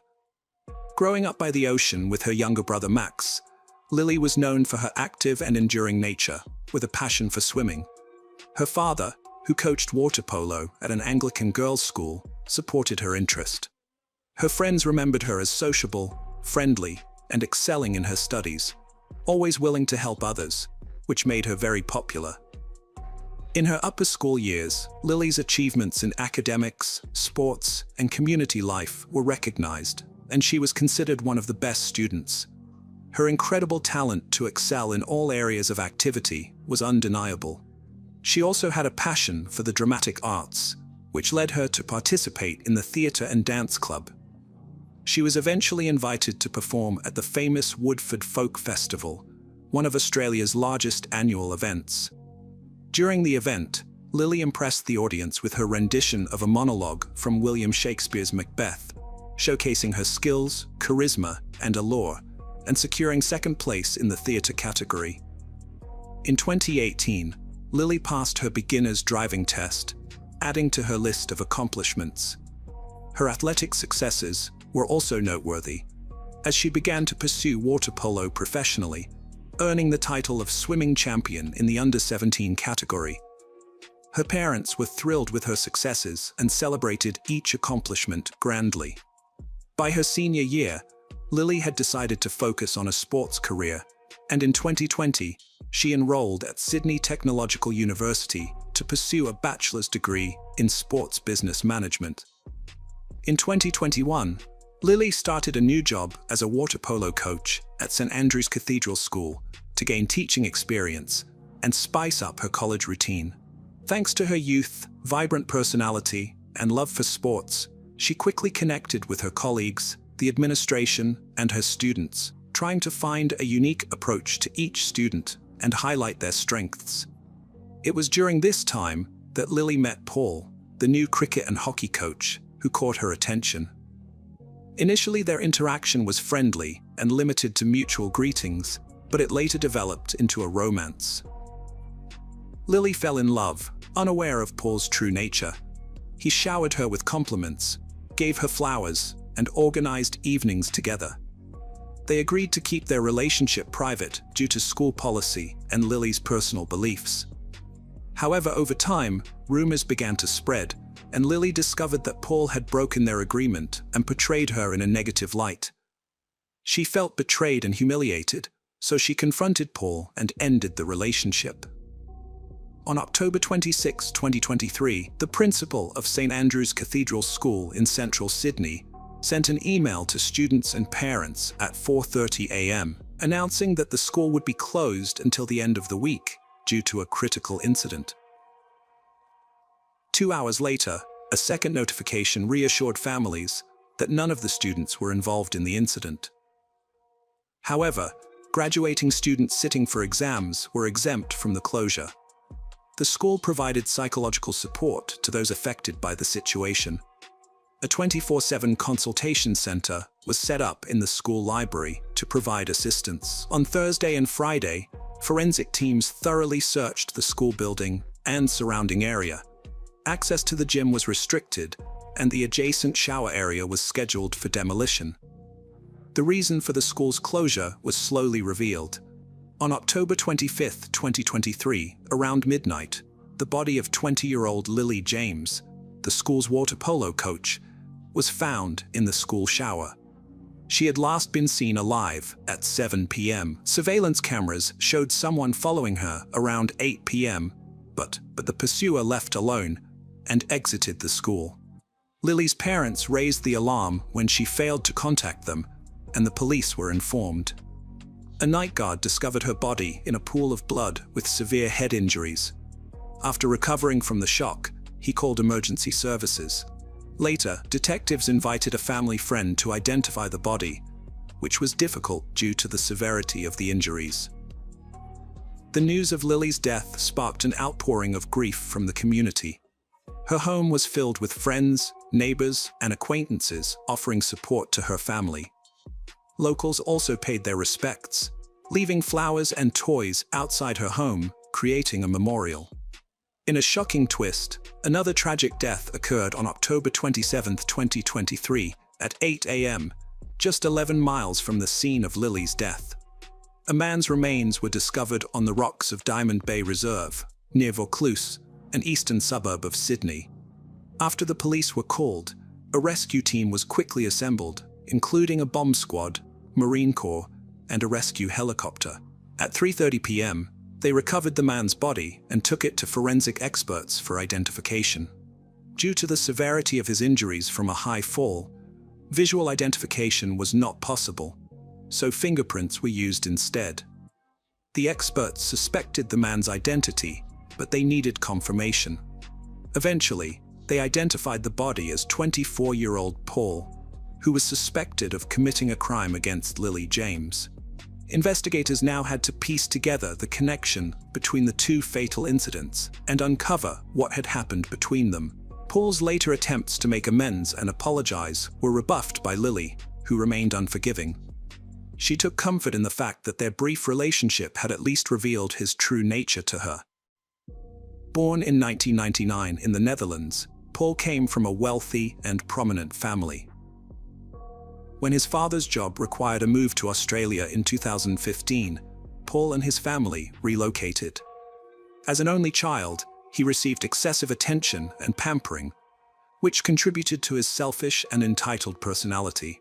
Paul thrived academically and athletically at St. Andrew's Cathedral School, where he excelled in cricket and eventually became team captain. He was also involved in organizing extracurricular activities and festivals. While some of his peers found his confidence off-putting, he was charming and charismatic around girls. After graduating in 2017, Paul landed a job as an assistant coach for cricket and hockey. By early 2018, he took over the management of these sports teams. Despite feeling confident in his new role, Paul suddenly resigned and returned home to his family for unknown reasons. Back home, Paul pursued further education, earning a master's degree in sports management. During a conversation with old friends, he revealed that he had honed his coaching skills, which led to a lucrative job offer from his former employer. By early 2020, Paul returned to his old school. Upon his return to Australia, Paul reunited with a former friend, and they decided to split housing costs. Paul preferred shared living, despite being able to afford a solo apartment. Their economically priced apartment was in Kensington, a suburb of Sydney. Initially, the friends got along, socializing at bars after work. However, a few months later, tensions arose, and Paul decided to live alone due to their conflict. The Theson's son, Paul, felt isolated despite being constantly surrounded by people. His parents suspected he had not had a serious romantic relationship. In March 2020, an 18-month lockdown in Australia, Paul was stuck in the country, unable to visit his family due to the risk of infection. The strict quarantine measures affected every aspect of life, forcing Paul to rely on himself. By summer 2021, life had returned to normal. However, it became apparent that the isolation had taken a toll on Paul's relationships. When he resumed his activities, people noticed a change in his character and behavior. Paul bounced back, becoming a key player on the hockey team and maintaining an active lifestyle, even appearing in match advertisements. Paul's behavior became increasingly disturbing. Friends and acquaintances reported seeing him lash out in uncontrollable anger, a side of him they had never witnessed before. Rumors also circulated at school that he had an inappropriate interest in his female students, often flirting with them and making them feel uncomfortable. Despite this, Paul was still highly regarded for his coaching skills, which significantly contributed to the team's success in the Australian Hockey League. However, his personal life began to unravel when his girlfriend Lily ended their relationship after he was put on trial. The investigation into Paul's involvement in her murder quickly gained momentum. Surveillance cameras inside and outside the area where the body was found played a crucial role in identifying him as the prime suspect. The police also tracked his movements using his cell phone's GPS and contacted his service provider to determine his last known location. The police were also eager to find the victim's phone, hoping it would contain clues about the events leading up to her death. After tracing the locations of the devices, they reconstructed the timeline of events and found that Paul had purchased a hammer at a hardware store a couple of days before the attack. It appeared that Paul was consumed by anger and decided to confront the girl violently. Lily's innocence in the situation was clear, but the events that unfolded were as follows. On the morning of October 25th, Lily went to the university and then to her job in the afternoon. Meanwhile, her ex-boyfriend rented a silver Lexus and drove to the school, but he didn't enter the building because he had no classes. Instead, he waited in the car. After the students left the building, the perpetrator walked to the gym, hiding a hammer under his jacket. He waited for Lily to finish her training, then followed her when she went to freshen up and take a shower. This was when Lily was most vulnerable, and the perpetrator attacked her, striking her head. According to pathologists, her death was instantaneous, and she did not suffer. An hour later, He gathered Lily's personal belongings in a backpack and left the building. He got into his car and drove to Diamond Bay, where he disposed of the hammer in a garbage container. Security cameras recorded him at the reserve at 8:47 p.m. Paul's last known location, as tracked by investigators, was The Gap, a cliff in Sydney's eastern suburb of South Head. The Gap is a popular tourist spot, but it's also infamous for its history of suicides. At around 10 p.m., Paul used Lily's phone to send a message to someone called James, which would ultimately lead to the discovery of the girl's body. It's unclear why Paul did this. Possibly he felt remorseful and wanted to ensure the girl received help. Or maybe he was simply telling her parents where they could find their daughter. He made a brief emergency call an hour after the incident, but hung up. He then went to a cliff and took his own life, which had been a decision he had been considering for a long time. When the police arrived, they found the personal belongings of him and his former lover, as well as a rented car parked nearby. It seemed clear that he was no longer alive, possibly due to his inability to cope with his guilt or face the consequences of his actions. The priority was now to find his body. A search operation began on October 26th at 9 a.m., with police helicopters and boats patrolling the coastline and cordoning off the area around the cliff at Diamond Bay. However, no body was found on the first day. The next day, his body washed up on the rocks of the reserve. After an autopsy, Paul was officially declared responsible for Lily James's death. Although it was impossible to hold him accountable due to his own death, the criminal case was closed. His parents received his body and decided to cremate him and scatter his ashes in Sydney, rather than returning him to the Netherlands. Lily's funeral was held on November 17, 2023, at her former school in Hurstville, where around 500 people gathered to bid farewell to a loved one, friend, and coach. The school administration arranged a live broadcast of the ceremony. In line with Lily's lively and vibrant personality, her family requested that attendees wear bright colors instead of traditional dark attire. The ceremony was filled with heartfelt tributes to Lily, as speakers shared warm and sincere words about her. The James family expressed gratitude to everyone who had supported them during their difficult time. Outside the building, students and colleagues created a makeshift memorial featuring Lily's favorite flowers, accompanied by farewell letters as a sign of respect and admiration. After the investigation into Lily's tragic death was completed, the school management sent a follow-up email to parents, apologizing for the impact of the tragedy and assuring them that the incident was unforeseen and would not happen again. While many were shocked that a place of safety had been breached, the administration encouraged students to view this as an isolated incident and to continue their education with renewed enthusiasm. Renowned forensic psychologist Tim Watson-Monroe, an expert in analyzing the minds of both criminals and victims, was consulted about Paul's actions. His analysis revealed that Paul's behavior was characteristic of individuals with inflated self-esteem who cannot accept rejection. According to Monroe, Paul did not act impulsively, but rather deliberately and without remorse. Monroe believed that Paul took his own life to avoid taking responsibility and facing shame for his actions. He described Paul as a narcissistic individual with psychopathic tendencies. Monroe also distinguished Paul's case from the tragic tale of Romeo and Juliet, as their narratives were fundamentally different. Ultimately, Paul's pride and ego clouded his judgment, leading him to make devastating decisions. He failed to appreciate the love and companionship of Lily, and instead chose deceit and betrayal. In the end, Paul's selfishness resulted in the loss of Lily's life, as well as enduring suffering for both their families. His actions were a bitter repayment for the care and attention he received from those who loved him. Hello friends, welcome to our channel. Today we're going to take a look at another horrible case with you, the case of Michael Van Eck. Michael Van Eck was born on August 14, 1987, in a city that was once a hub for gold miners. He was the only brother to 4 sisters, Natasha, Michelle, Bianca, and Rihanna.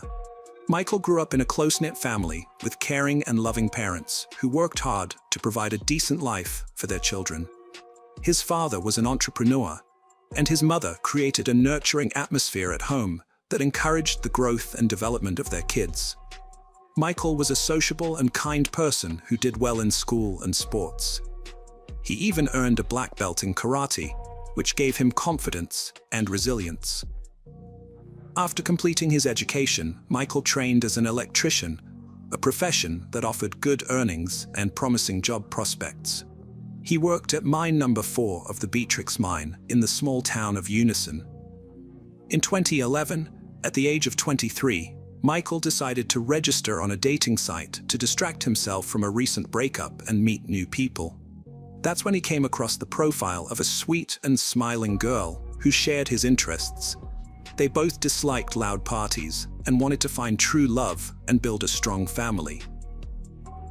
Michael was pleasantly surprised to have found a suitable match online. On April 2nd, he excitedly told his mother that he had a date and was busy preparing for it. He even withdrew 3,000 rand from his account to impress the girl. However, he was uneasy about the unusual meeting spot his friend had chosen, the city cemetery, and didn't mention it to his parents.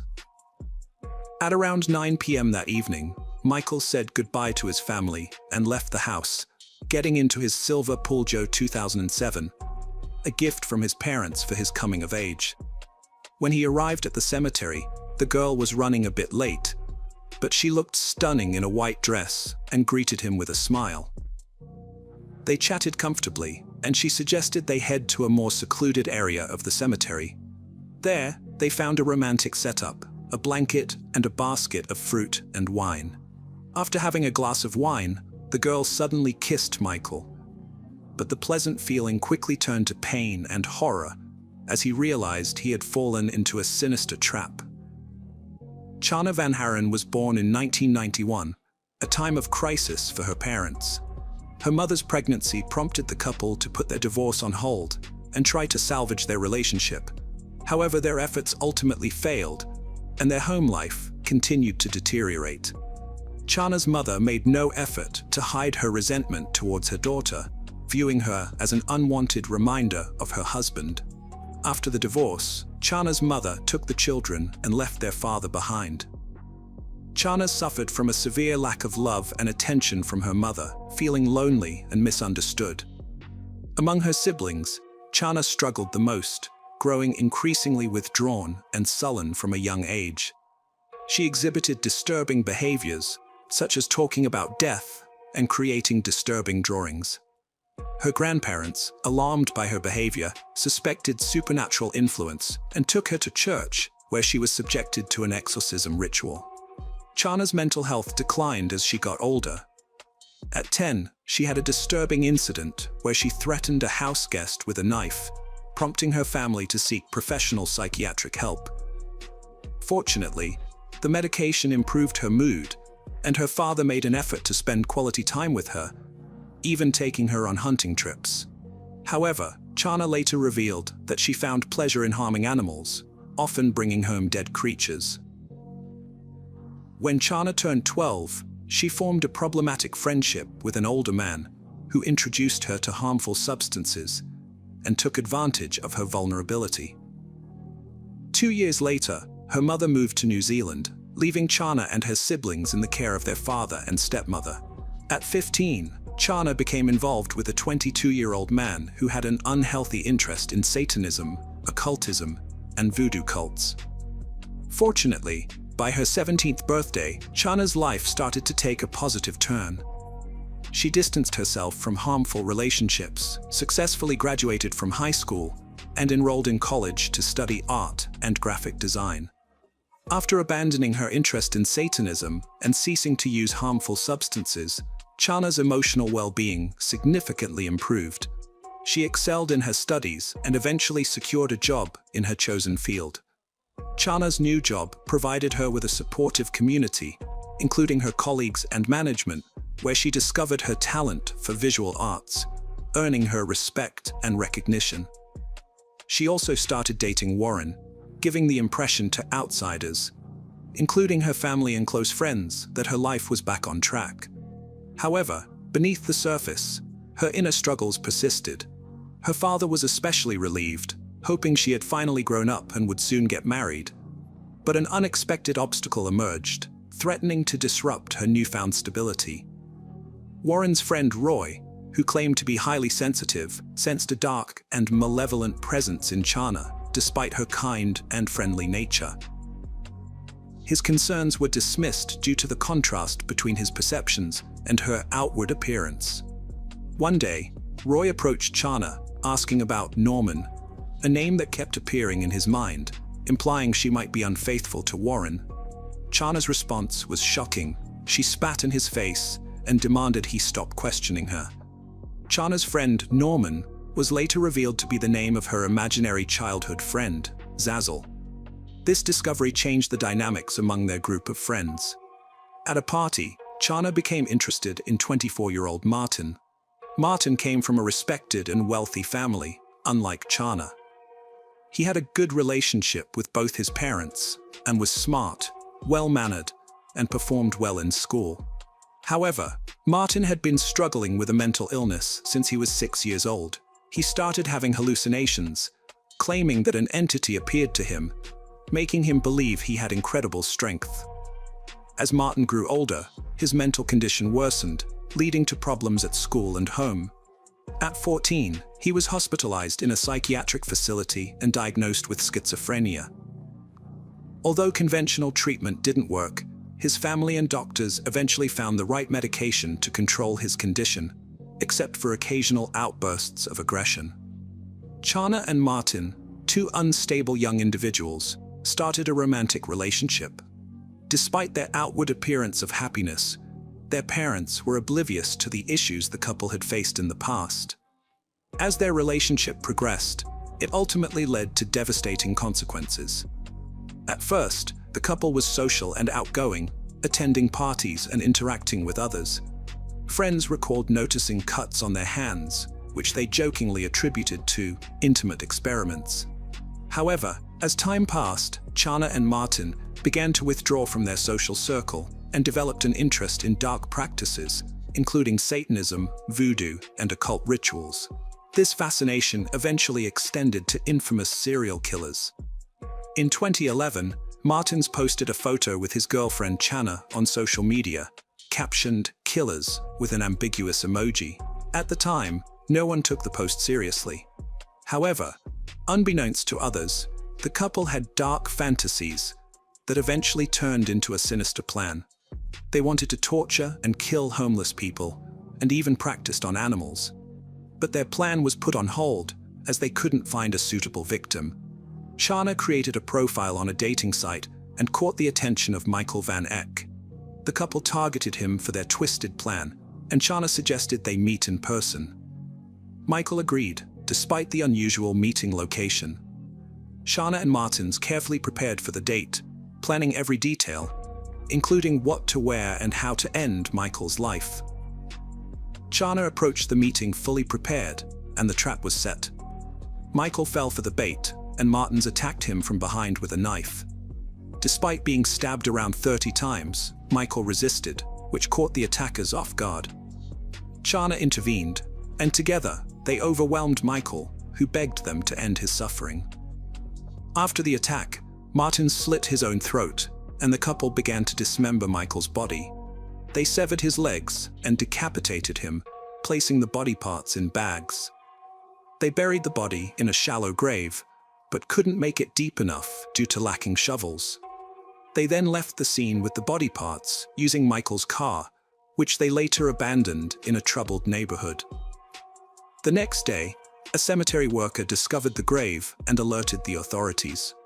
Meanwhile, Michael's parents were frantically searching for him, and his workplace reported him missing. The police found Michael's car, which led them to the cemetery, where they uncovered the gruesome crime scene. The local police were already investigating a mysterious body found on the cemetery grounds, with all signs pointing to foul play. They brought Michael Van Eck's family into the picture, as he had gone missing a day earlier. At the cemetery, Michael's mother identified her son's body by recognizing his personal belongings and distinctive childhood burn scars. The autopsy revealed that Michael had suffered multiple knife wounds and signs of struggle. The body had been dismembered after death, with a level of professional precision suggesting the perpetrators had experience with such acts. The evidence pointed to multiple attackers being involved, given the number and nature of the wounds, as well as the strength required to overpower the victim. DNA testing confirmed the body was 23-year-old Michael Van X. During the investigation, police seized Michael's phone and computer, tracing his last communication to Chav Van Haan, who had invited him to the cemetery on the fateful night. When questioned, Chav and her boyfriend Martin confessed to their involvement in the murder. Chav's father was shocked by her calm and defiant confession, in which she claimed to have dreamed of committing such a crime since she started hunting with him.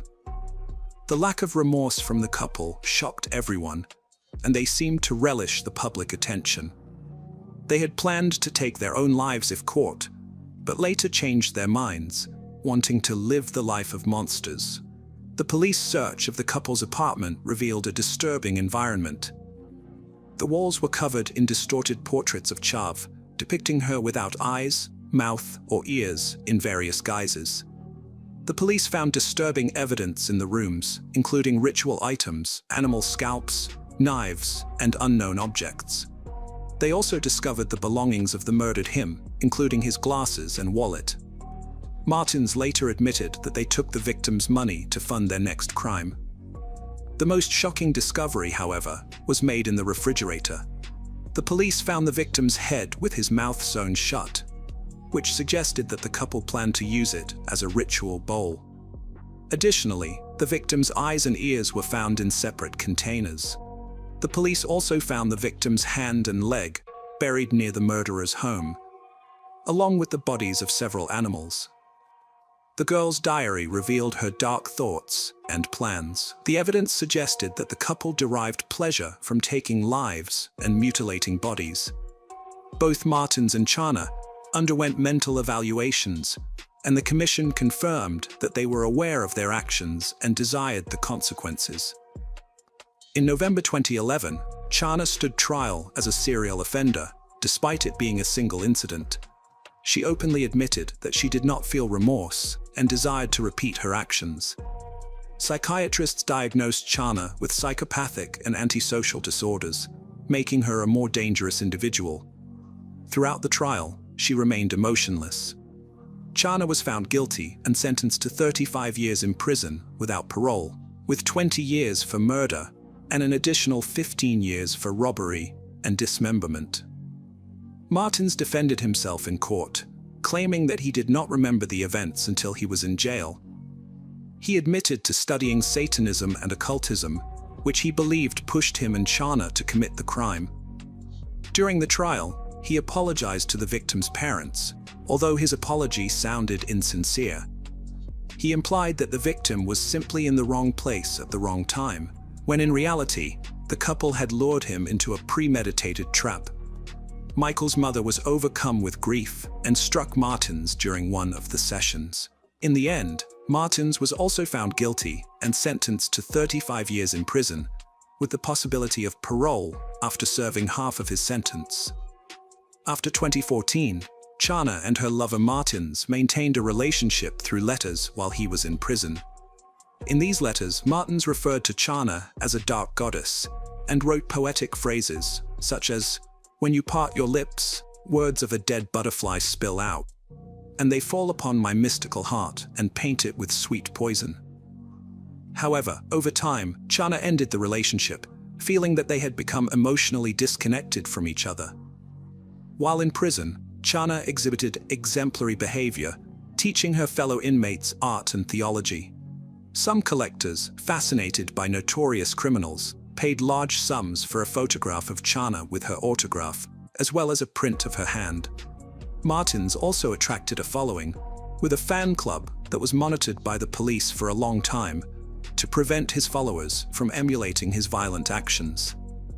Despite his circumstances, Martins continued to receive therapy and completed his education through correspondence courses. Ultimately, the case highlights how two unstable individuals, driven by their desires and lacking boundaries, can destroy an innocent life. Furthermore, it reveals how some people, often hiding behind a seemingly normal facade, can harbor dark and sinister intentions. Unfortunately, new acquaintances can sometimes have a profoundly negative impact on our lives, marking a point of no return. Hello friends, welcome to our channel. Today, we're going to take a look at another horrible case with you, the case of Rhonda Casto.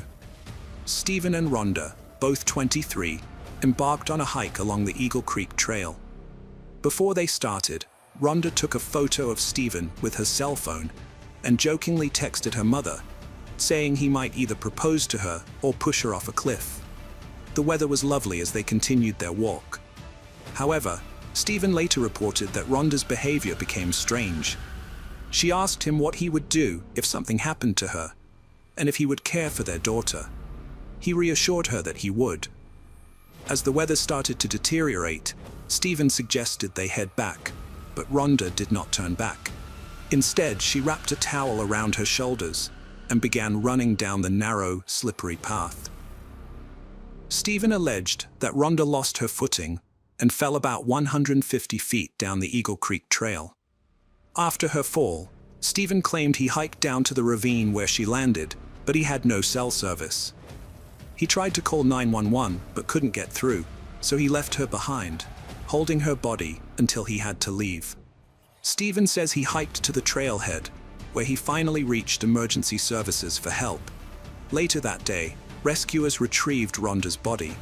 However, Rhonda's family reported that Stephen showed no emotional response during her memorial service. Stephen disputes this, claiming he was overwhelmed with grief and continuously crying, but often withdraws from others when deeply upset. Following Rhonda's death, Stephen quickly gathered his and his daughter's belongings and relocated to the other side of Oregon to be closer to his own family. This sudden move raised suspicions among Rhonda's family, who began questioning what had transpired between the couple in the moments leading up to Rhonda's death. In 2006, Stephen moved from the United States to China with his young daughter.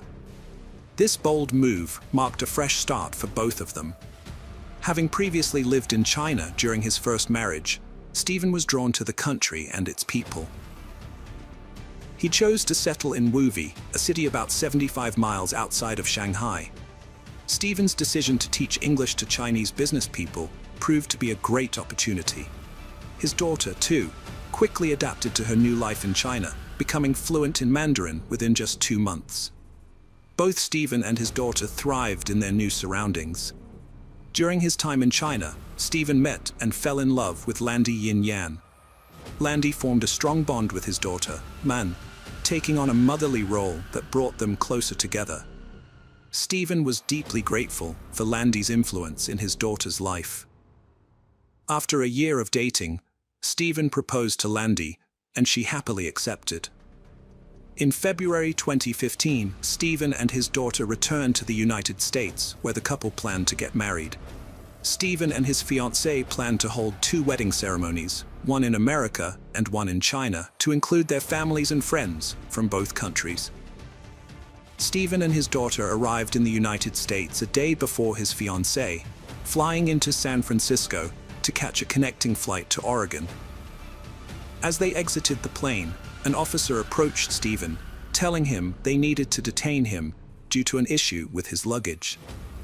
The police soon arrived, taking Stephen into custody and separating him from his daughter.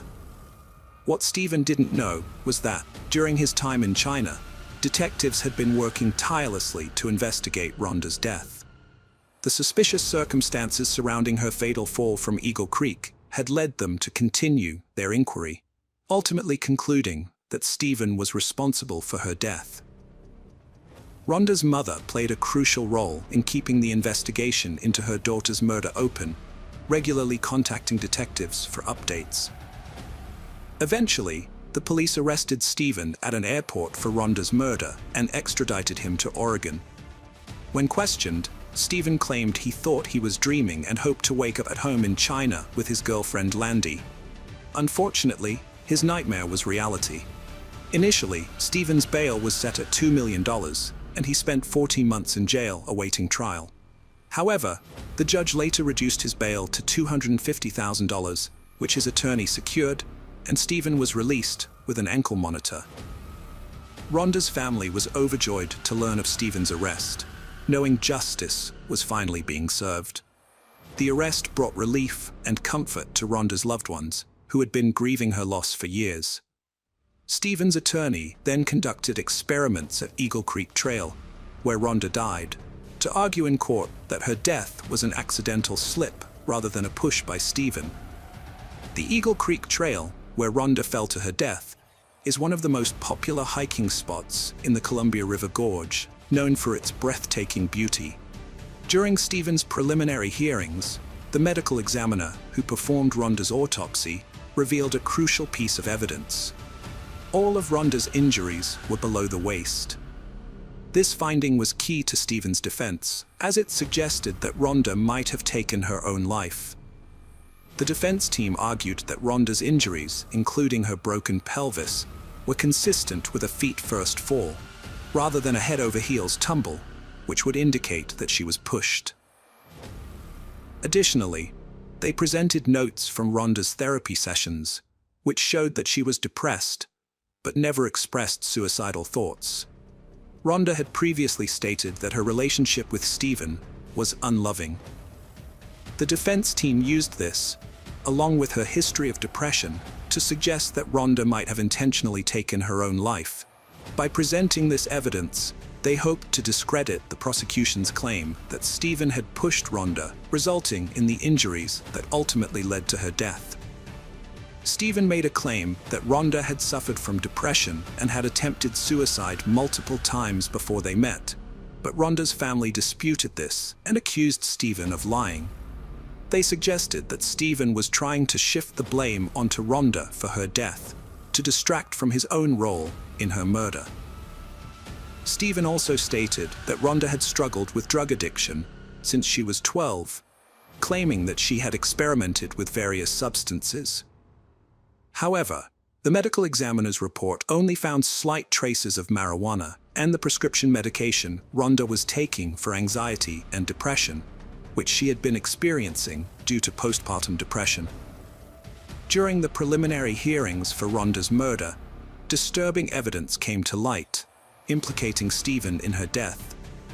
It was revealed that Stephen had been in a romantic relationship with Rhonda's 16-year-old sister, Melanie, despite being in his 30s. This discovery raised serious concerns, given the significant age gap between Stephen and the underage Melanie. The prosecution argued that Stephen's inappropriate relationship with Melanie, his girlfriend Rhonda's sister, could have been a motive for Rhonda's murder. Rhonda had discovered her husband's infidelity, leading to tension and a possible reason to kill her. After Stephen was arrested for Rhonda's murder, he was also charged with multiple counts of sexual assault and sodomy related to his relationship with Melanie. Before his murder trial, in 2005, Stephen pleaded guilty to 2 counts of sexual abuse, admitting to having sexual intercourse with Melanie twice. However, he later claimed that he was forced into making this admission and that it was false. Stephen said he only pleaded guilty because it would allow him to fight for custody of his daughter, and he was desperate to get her back. In contrast, the state alleged that the relationship between Stephen and Melanie lasted for over 4 years. Stephen eventually admitted to having a sexual relationship with Melanie, Rhonda's teenage sister. Rhonda sent a text message to her teenage sister Melanie, expressing her negative feelings towards Stephen. In the message, Rhonda called Stephen a piece of garbage and accused him of using Melanie to hurt her. This suggests that Rhonda was aware of Stephen's manipulative behavior, which her mother confirmed. According to Rhonda's mother, Rhonda loved Melanie and wanted to repair their relationship, which had likely been damaged by Stephen's actions. Evidence presented in court revealed that Stephen's relationship with Rhonda was not as perfect as he claimed. Additionally, the court learned of Stephen's disturbing past, including a deviant sexual history.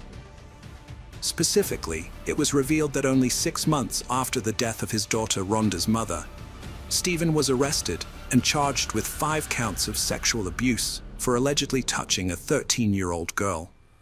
Stephen denied the allegations against him, but later confessed to sending inappropriate text messages and a photo to the victim, admitting his actions were wrong and pleading guilty to sexual harassment. In court, evidence presented included photos of Rhonda's bruised back, taken by herself. Rhonda's friend testified that she had overheard arguments between Rhonda and Stephen when they were on the phone. Additionally, Stephen's ex-wife testified that he had previously attempted to harm her. Despite denying the allegations, Stephen was not charged in China. Rhonda's family, however, remains convinced that Stephen was responsible for her death, believing he was motivated by a life insurance policy he had taken out on her, which he had recently increased. Her mother shared her concerns, revealing that Stephen had suffered significant financial losses from day trading the previous year and was struggling financially. Additionally, those who knew Rhonda well can confirm that she adored her 9-month-old daughter, and it's unthinkable that she would have ended her own life by jumping from Eagle Creek in May 2017. Rhonda's family was stunned to learn that the state had reached a settlement with the defense, resulting in Stephen pleading guilty to criminally negligent homicide, a lesser charge than murder. Despite believing that Stephen had murdered Rhonda, the state's case was weak due to a lack of physical evidence proving he had pushed her from the Eagle Creek Trail. Stephen received credit for time served while awaiting trial, but was required to remain on parole for 3 years. After his release, Rhonda's family and friends felt that justice had not been served, believing Stephen should have faced harsher consequences for his actions. At Stephen's sentencing hearing, Rhonda's sister delivered an emotional impact statement, condemning Stephen for destroying their family and causing immense pain and sorrow. Rhonda's mother also spoke, expressing her bewilderment and frustration, saying that Stephen's actions had shattered their family and left them heartbroken. Stephen said he didn't push Rhonda, but took a deal because he was running out of time to regain custody of his daughter. He claimed he was willing to accept the consequences for his actions to protect his child. However, Rhonda's family and friends didn't believe him. In a 2018 interview, Stephen made a shocking claim about Rhonda's death. He said that when he found her on Eagle Creek Trail, she was still alive. The interviewer asked if Stephen had ended Rhonda's life to spare her further suffering. Stephen responded by asking a hypothetical question: if you shoot a suffering fellow soldier to end their pain, is that murder? He suggested that in some cases, such an act could be seen as justified, although still a form of homicide. While Stephen never directly admitted to harming Rhonda, his comments hinted at the possibility of his involvement in her death. Rhonda's mother applied for Social Security survivor benefits in 2017 on behalf of Rhonda's infant daughter. She claimed the child lived with her and promised to use the funds solely for the baby's care. However, the state accused her of fraud, alleging that between 2010 and 2014, the child actually lived with her father, Stephen, not with Rhonda's mother as claimed. The state charged Rhonda's mother with stealing nearly $40,000 in government funds over 5 years. Her defense team argued that she was trying to prevent Stephen from gaining custody of his daughter and accessing a $1 million life insurance policy he had taken out on Rhonda's life. The defense also highlighted Rhonda's mother's struggle with depression, which worsened after Rhonda's death. They claim that she used marijuana to cope with her grief, which impaired her judgment and clouded her thinking. Rhonda's 53-year-old mother was sentenced to a month in a halfway house and 3 years of probation for stealing government funds. She had pleaded guilty to the crime and was also ordered to repay the $39,100 she stole. Rhonda and Stephen's daughter was placed in foster care in October 2015. after the Department of Human Services took custody of her. This happened because Stephen pleaded guilty to sexually abusing a 13-year-old girl, which led an Oregon court to terminate his parental rights. However, Stephen is appealing this decision. Hello friends, welcome to our channel. Today we're going to take a look at another horrible case with you. The case of Adrienne Jones. Adrienne Jessica Jones was a bright light in Mansfield in 1995. As a 16-year-old junior at Mansfield High School, she captivated everyone with her beauty, exceptional qualities, and impressive achievements. Adrienne was an outstanding student, consistently excelling in advanced honors courses and demonstrating a strong work ethic. She spent at least 2 hours each night studying to ensure her success, which earned her high grades. Her kindness, intelligence, and infectious spirit made her a role model and a beloved figure among her classmates and teachers. In addition to her academic prowess, Adrienne was a talented athlete. She was a dedicated member of the girls' soccer team, showcasing remarkable skill and dedication on the field. After graduating from Mansfield High School, Adrienne's dream was to become a veterinarian and help animals.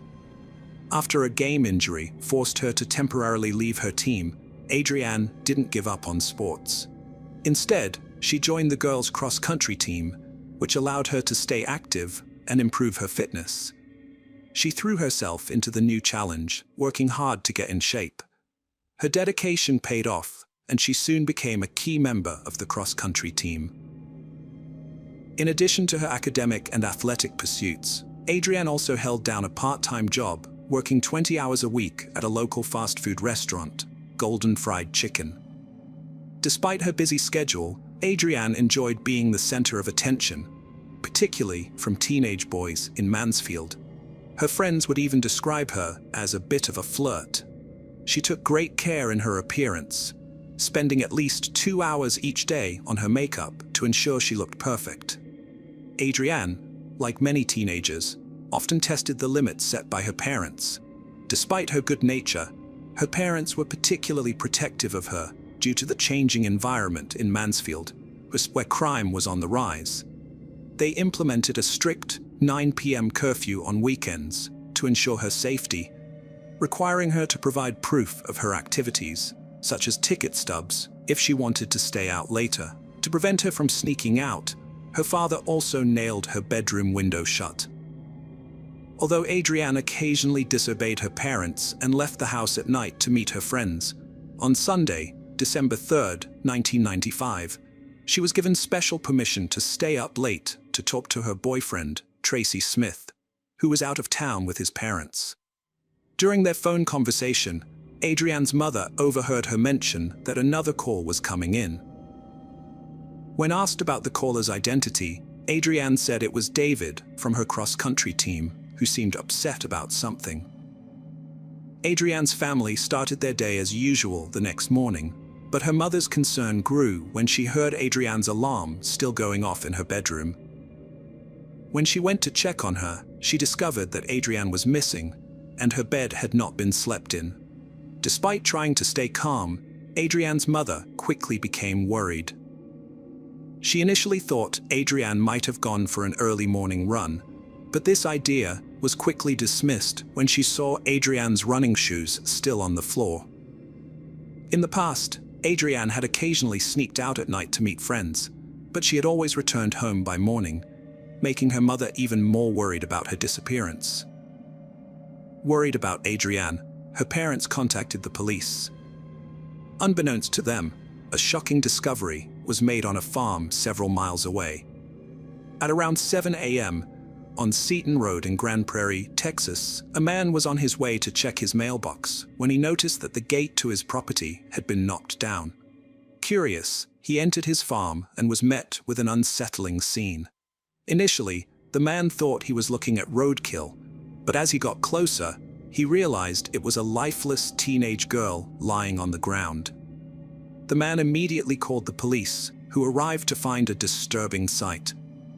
The teenager had been shot execution-style, with 2 bullet wounds on her left cheek and forehead. In addition to these gunshot wounds, her head had suffered severe injuries. Moreover, Her arms and legs were covered in scrapes and bruises, indicating that she had run through the farm's barbed wire gate. A teenager's violent murder sparked a desperate investigation.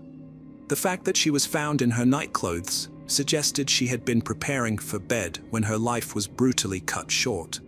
The execution-style killing led police to consider possible links to gang violence or drugs. After discovering the body on the farm, the Grand Prairie Police immediately alerted all nearby agencies, sending out a detailed description of the victim, including her age, height, weight, and other physical characteristics. They hoped that another agency might recognize the description and make a connection to a missing person. It wasn't long before the Mansfield police got in touch with Grand Prairie officers, having made a match. The Mansfield police identified the murdered teenager as Adrienne Jones. With the victim identified, the police had the heartbreaking task of informing Adrienne's parents about her tragic death. When they broke the news to her mother, she was overcome with grief. In the small town of Mansfield, news of Adrienne's murder spread quickly through her high school, leaving her classmates and friends devastated. Classes were interrupted as the news traveled through the halls, and students tearfully consoled one another. The town was on high alert following the discovery of Adrienne's body in a field, with rumors and theories circulating about her death. One theory was that Adrienne was involved in drugs, while others suspected a serial killer might be living among them. Adrienne's parents cooperated with the police, providing information about the last time they saw their daughter. Her mother specifically mentioned a phone call Adrienne had with her boyfriend, Tracy, and another teenager, David, who joined the call while Adrienne was on the phone. After midnight on the night of Adrienne's murder, one of her younger brothers heard a car engine outside their house. When he looked out the window, he saw a pickup truck driving away. The police were interested in identifying a person named David, who had called Adrienne that night. To learn more, they spoke with Adrienne's cross-country coach, who mentioned a team member named David Graham. However, the coach was surprised to hear that David had called Adrienne, as there was no indication that they had ever interacted before. David Graham was a 17-year-old high school student with big dreams. After watching his first air show, he decided he wanted to become an Air Force pilot. From then on, he dedicated himself to achieving his goal. David was well liked by his peers at Mansfield High School, where he was popular and charming. Many girls were attracted to him, but he was in a relationship with Diane Zamora, a high school senior who shared his desire to enter the military.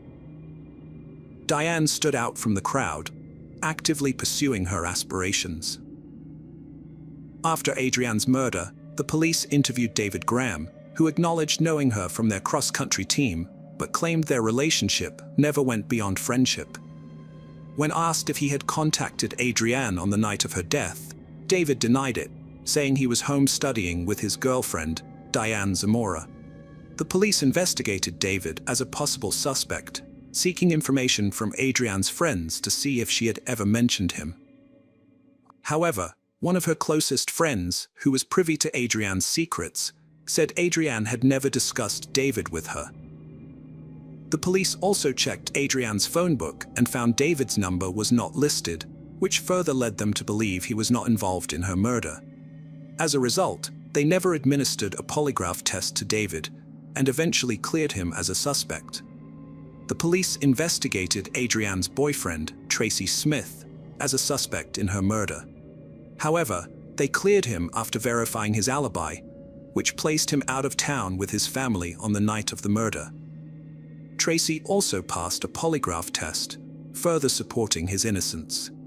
During his police interview, Tracy suggested they investigate someone named Brian, whom Adrienne had mentioned was calling her on the night of her murder while they were on the phone. The police identified the Brian in question as Brian McMillian, a local teenager. Their investigation into Brian McMillian revealed that he used to work at a pharmacy near the restaurant where Adrienne used to work. Brian had developed an obsession with Adrienne and would often visit the restaurant to catch a glimpse of her. Eventually, Adrienne grew tired of his constant presence and began hiding in the back whenever she saw him coming. The police questioned Brian McMillian about the murder of Adrienne Jones. At first, he claimed to have no knowledge of her, but later admitted to knowing her. When asked if he had talked to her on the night of her murder, Brian said he didn't remember. He explained that he had been drinking that night due to feelings of depression and loneliness. The officers also asked Brian if he had visited Adrienne's house on the night of her murder, and he acknowledged that he might have done so. The police asked Brian's father if his son could take a lie detector test, but his father refused. 1 week later, the police raided Brian's house with guns, a decision made due to concerns that he might be armed.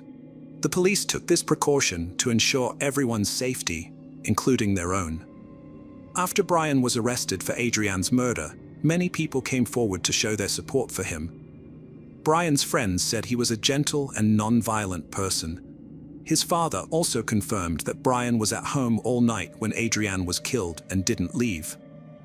Despite this, Brian was held in jail for 3 weeks, missing Christmas and New Year's, while the investigation and legal proceedings continued. During this time, the district attorney's office asked Brian to take a polygraph test, which he passed successfully. After this, the district attorney's office had little evidence to link Brian to Adrienne's murder, so they released him from custody. 9 months into the investigation, the police in Mansfield, Texas, finally got a breakthrough, and it came from Annapolis, Maryland, where Diane Zamora was attending the Naval Academy.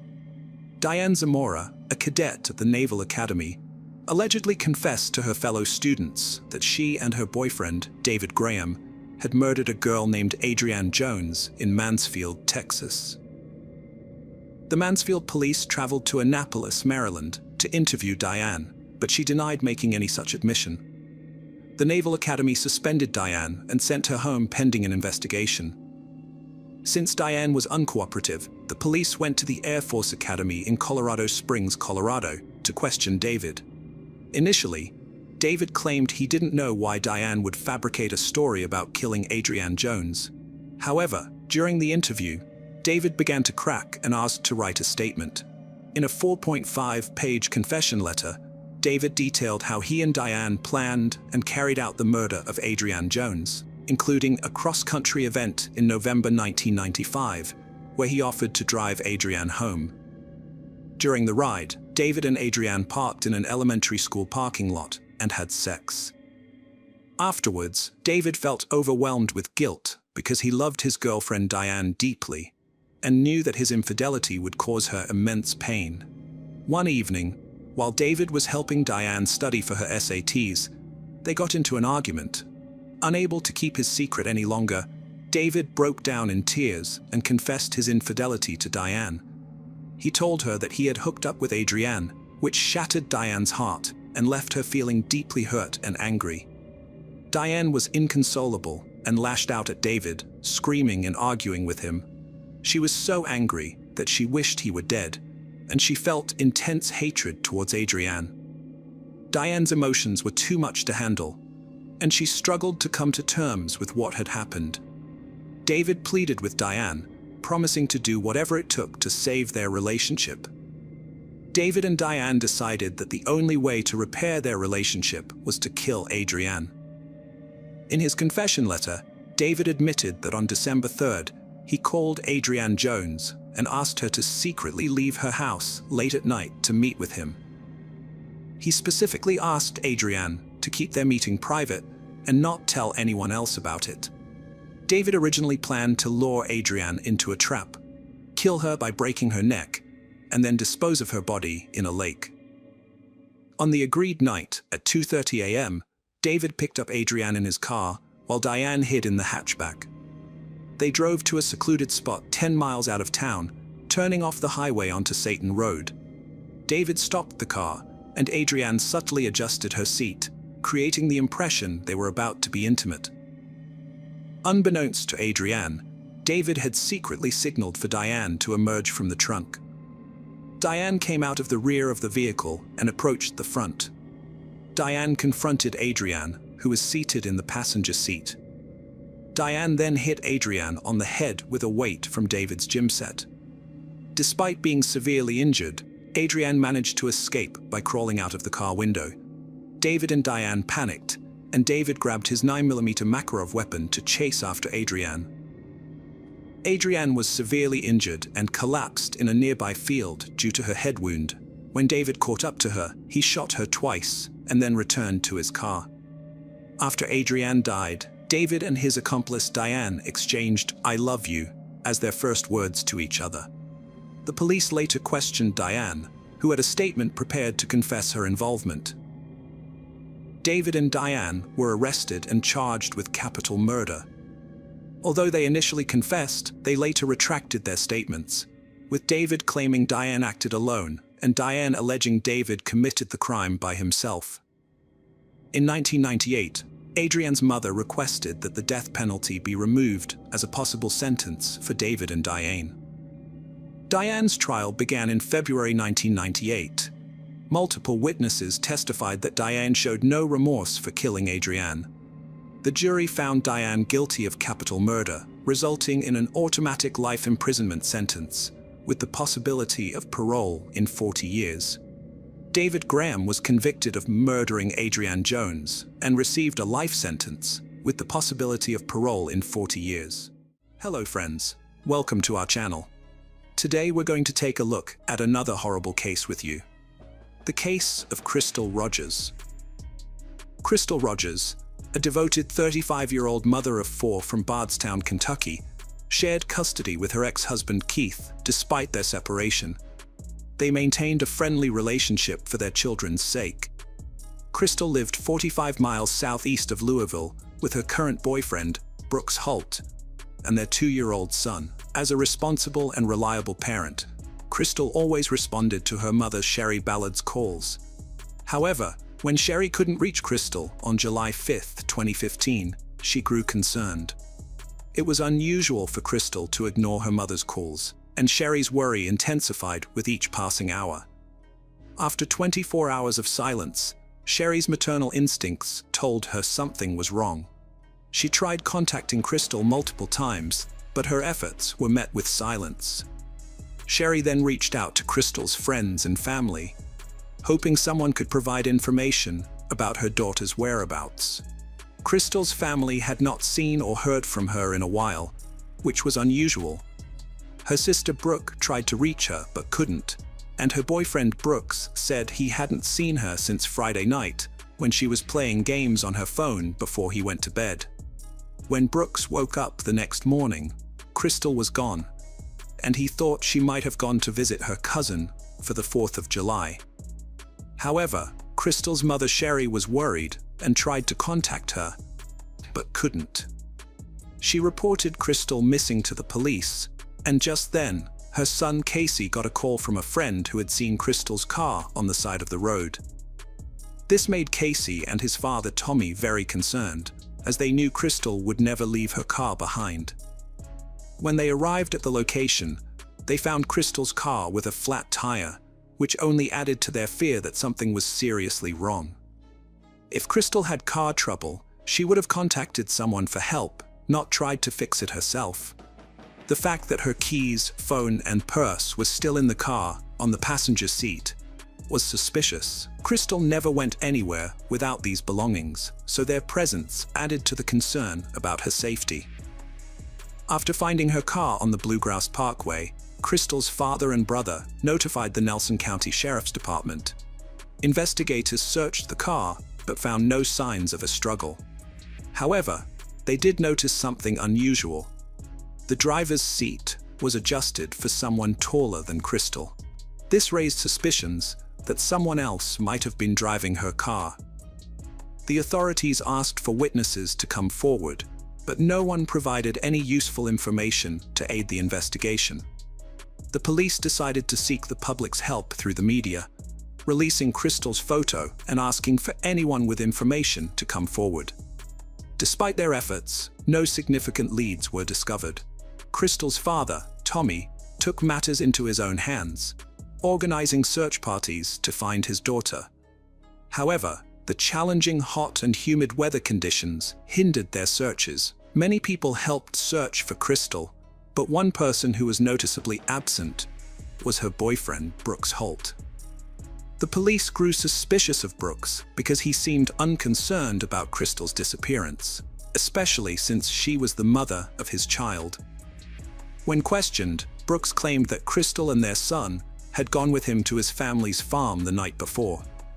Brooks said they returned home around midnight, and he went to bed. He stated that Crystal stayed up late playing games on her phone, as she often did. Brooks claimed that when he woke up at 7 a.m., his son was in bed with him, but Crystal was missing. At first, he thought maybe she had gone out with her cousin. However, those close to Crystal disagreed with Brooks' story. They knew Crystal would never leave her 2-year-old son behind, as they were extremely close. In fact, Crystal's sister, Brooke, believed Crystal was planning to leave Brooks because he had been dishonest with her and showed little emotional attachment. Crystal had told her mother, Sher, that she wanted to end her relationship with Brooks, but she was afraid to do so because he was controlling. Crystal's brother, Casey, had also noticed the tension between them and had seen them arguing several times. The police asked Brooks to come in for questioning and gave him a polygraph test, but the results were inconclusive. After the test, Brooks had a formal interview with the detectives. They had gathered evidence that supported his alibi, including a video that showed his truck entering his family's farm and leaving around midnight. However, because the truck had tinted windows, they couldn't determine who was in the vehicle at the time. Brooks explained that while he was at the farm, he did some chores, set a fire to dispose of building materials, and waited for the fire to die out before driving back home. During the interview, the police asked him about a brief 13-second phone call he made to a business associate, Steve Lawson, on his way back from the farm. To clear up any confusion, Brooks asked Steve Lawson to explain their conversation to the police during the interview and called him. However, the police was skeptical when Steve Lawson claimed he had called Brooks to ask for the phone number of a rental property, as it sounded like a rehearsed alibi. According to Steve Lawson, Brooks told him he needed to wait until he got home to get the number from Crystal, who handled such matters. The police were puzzled by this, questioning why Brooks couldn't simply hand the phone to Crystal, who was with him at the time, and resolve the issue right then. They wondered why Brooks had to wait to talk to her in person. During the interview, Brooks received a call from his brother Nick, a police officer at the Bardstown Police Department, who advised Brooks to leave the interrogation room immediately. The police were skeptical that Crystal had voluntarily abandoned her car on the side of the Bluegrass Parkway. They suspected that something had happened to her while she was at the Brooks HW family farm. As the investigation into her disappearance progressed, several people came forward claiming to have seen Brooks's truck and his brother Nick's police car at the Howell family farm. Detectives became increasingly convinced that the brothers were at the farm, attempting to destroy evidence related to Crystal's disappearance. To obtain more information, the police decided to bring Nick, Brooks's brother, in for questioning. They confronted him with eyewitness accounts that placed him at his family's farm on July 8th, and asked him to provide an explanation for his presence there. Nick claimed to have no idea what the police were referring to, and said he wasn't out that night. But the police didn't believe him.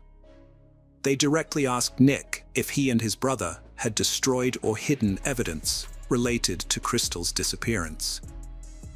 Nick firmly denied any wrongdoing and swore that his brother was incapable of harming anyone.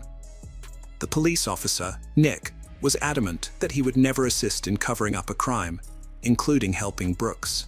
After the interview, Nick agreed to take a polygraph test, but he failed 2 questions: whether he knew Crystal's current location and if he was withholding information about her disappearance. Despite failing the polygraph, Nick insisted he was telling the truth. On October 15th, the police investigation identified Crystal's boyfriend, Brooks Holt, as the prime suspect in her disappearance. The same day, Nick, Brooks' brother, was fired from the Bardstown Police Department for hindering the investigation. Although the police were confident they knew who was responsible for Crystal's disappearance and death, they lacked sufficient evidence to make an arrest. They were hesitant to take their suspect to court without solid evidence, fearing an acquittal would prevent them from retrying the case due to double jeopardy. In Kentucky, the FBI and local law enforcement joined Crystal's friends, family, and volunteers in an extensive search effort at the 240-acre Haar family farm. Despite daily searches, Crystal's loved ones were left frightened and desperate for any news. The searchers hoped to find Crystal safe and sound, but they also needed answers. At the farm, investigators thoroughly examined the remains of a fire, but they didn't find any human remains. They did discover pieces of clothing in the ashes, but they couldn't link them to Crystal's disappearance. The police issued multiple search warrants for the farm, targeting vehicles and homes. However, these searches didn't produce any significant leads or evidence related to Crystal's case. A $100,000 reward was offered for information about her disappearance, but no one came forward with any information. Tommy Ballard, Crystal's dad, was driven to find his daughter. Her disappearance hit him hard, especially since he'd already gone through a similar tragedy. In 1979, his pregnant sister was brutally murdered by her husband and his friend. They shot her, beat her, and then burned and scattered her remains on a farm. Though it took years, the perpetrators were eventually caught, convicted, and sentenced to life in prison. Despite this painful past, Tommy refused to give up on finding Crystal. He pursued every lead, no matter how small, and explored every avenue. He talked to neighbors, interviewed potential witnesses, and contacted anyone who might have information. To aid his search, Tommy spent his own savings on hiring experts, including cadaver dogs and a private investigator. Tommy Ballard was determined to solve the mystery, so he kept detailed records of every tip he followed and clue he found. He regularly met with the police to share his discoveries and get their input. On an early November morning in 2016, Tommy took his 11-year-old grandson, Crystal's son, on a hunting trip on their property. Tommy's wife, Sherri, watched as they left, feeling a sense of unease. She quickly said a prayer, asking God to watch over them in the woods. Sherri then returned to bed, trying to relax. However, just minutes later, the phone rang, shattering her peace. When she answered, she heard her panicked grandson on the other end. "Papa has been shot," he cried, his voice trembling with fear. Sherri's heart sank, and she was overcome with panic. She rushed to the bathroom, grabbing clothes as she went, while her grandson continued to cry on the phone. Sherri quickly reassured her husband, telling him she was calling 911 as she rapidly got dressed. Her mind was flooded with worries about his condition. When she arrived at the scene, she was met with an overwhelming sense of grief. She rushed to Tommy's side, shaking him vigorously, but her distress turned to horror as she saw blood gushing from his nose. When officers and witnesses arrived, they quickly pulled Sherri away from Tommy so that medical personnel could tend to him. However, Sherri knew her husband was already dead. Tommy Ballard was pronounced dead at the scene, having been shot once in the chest. Initially, the police suggested that Tommy's death was a hunting accident, which outraged Sherri. She was adamant that this was not an accident, but rather a deliberate murder. As the investigation unfolded, authorities ruled out the possibility that Tommy took his own life, finding that his weapon had not been fired. They also cleared Tommy's 11-year-old grandson of any involvement in the shooting. Eventually, the Kentucky State Police announced that they were treating Tommy's death as a murder investigation. The Ballard family believes that Tommy's murder was connected to his investigation into his daughter Crystal's disappearance. They think those responsible for harming Crystal wanted Tommy silenced, fearing he might uncover the truth. In 2022, the FBI led a 5-day investigation into Crystal Rogers' disappearance, returning to the Haar family farm to gather more evidence. Their goal was to collect enough evidence to hold the responsible individual accountable. Although the FBI didn't disclose what they found, a spokesperson confirmed in October 2022 that all evidence collected would be analyzed at the FBI's lab in Quantico as the investigation continued.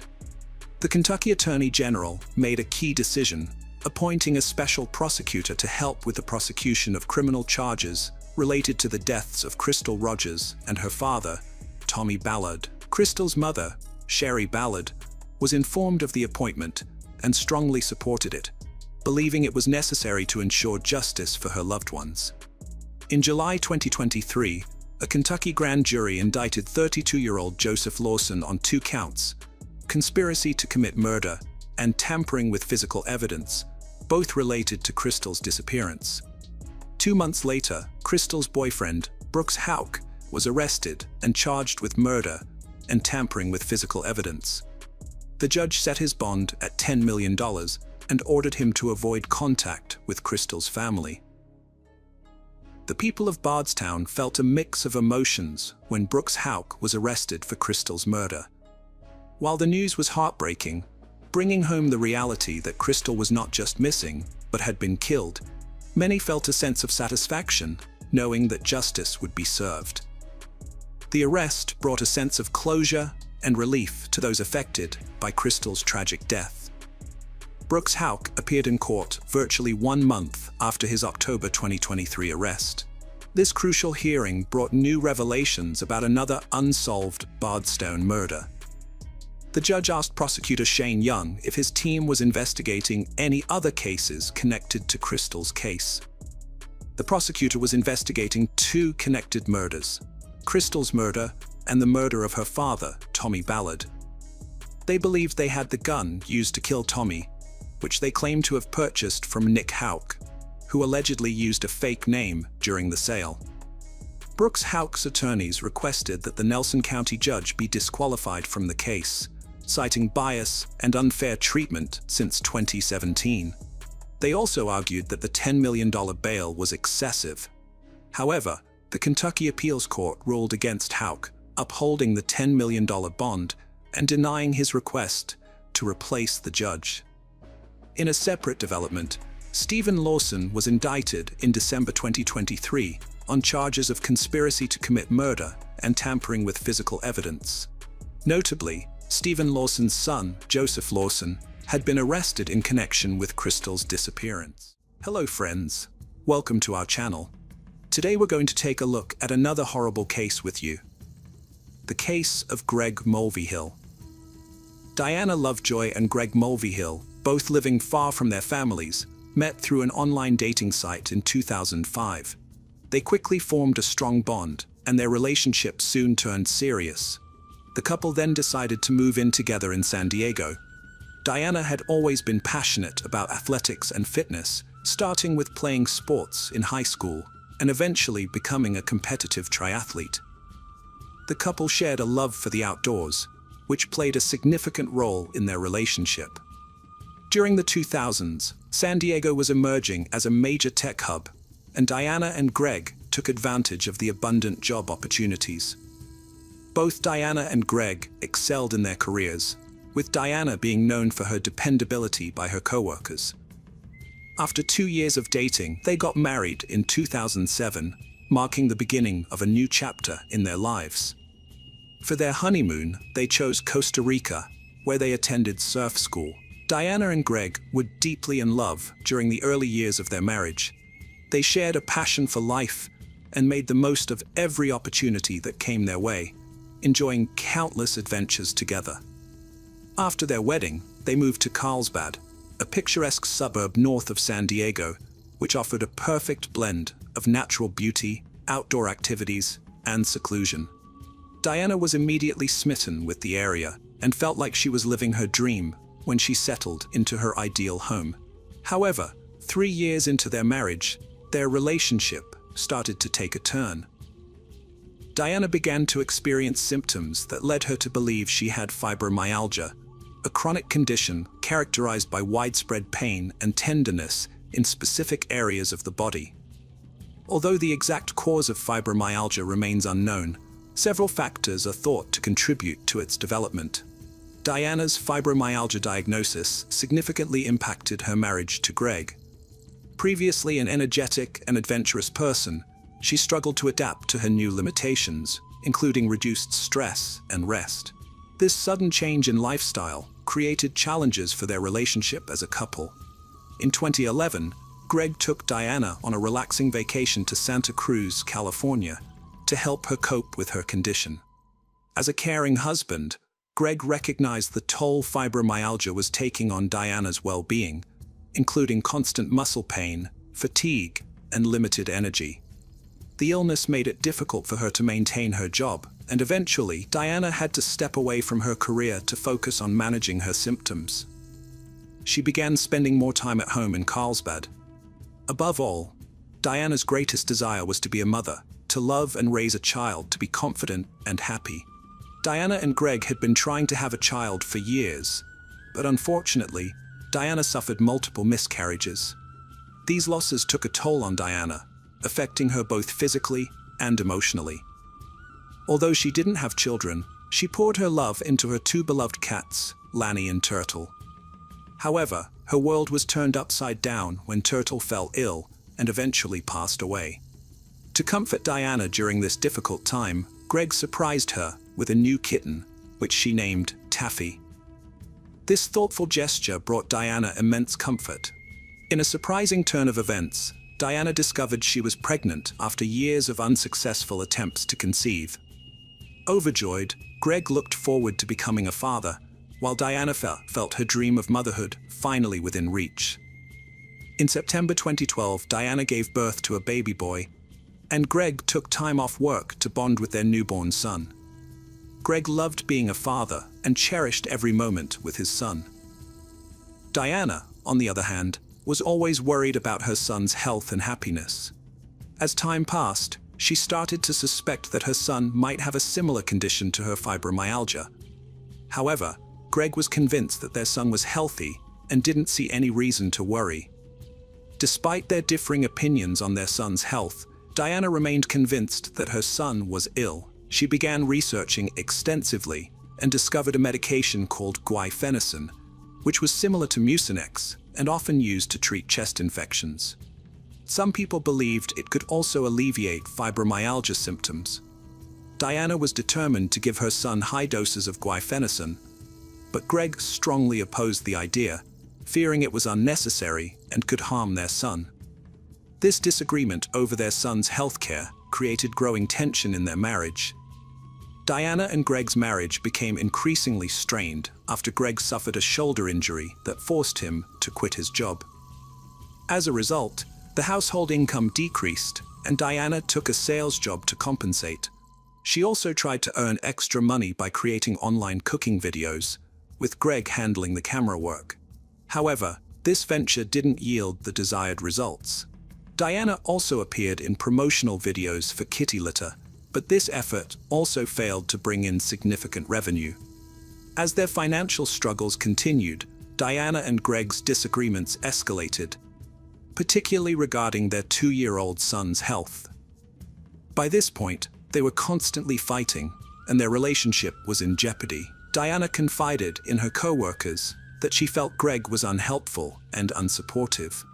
In July 2014, Greg had a disturbing encounter with a police officer who questioned him about allegations of abuse made by Diana.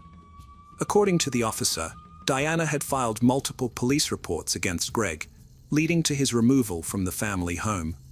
Diana and their son were allowed to stay, leaving Greg to face the consequences of the allegations. Diana told a trusted friend that she had been assaulted by Greg while she was sleeping. She took medication that made her drowsy, and when she started to wake up, she realized Greg was touching her inappropriately without her permission. Diana also accused Greg of sexually abusing their son. The authorities, including Child Protective Services, got involved after Diana made these allegations. Greg denied the accusations and claimed that Diana was only making these charges because he disagreed with her about their son's health issues. In response, Greg filed for divorce from Diana and requested custody of their son. Detectives investigated claims that Greg abused Diana and their son, but found no evidence to support these allegations. In fact, psychiatric evaluations of Greg and the boy revealed no signs of abuse. A judge ultimately dropped the case and granted Greg 50-50 custody of their son, much to Diana's dismay. Despite this, Diana remained committed to being a good mother and distancing herself from Greg and the associated drama. As part of their divorce agreement, Diana stayed in the house and agreed to compensate Greg for his share of the property. By 2016, the former couple had managed to establish a relatively peaceful co-parenting arrangement, with each having equal access to their son.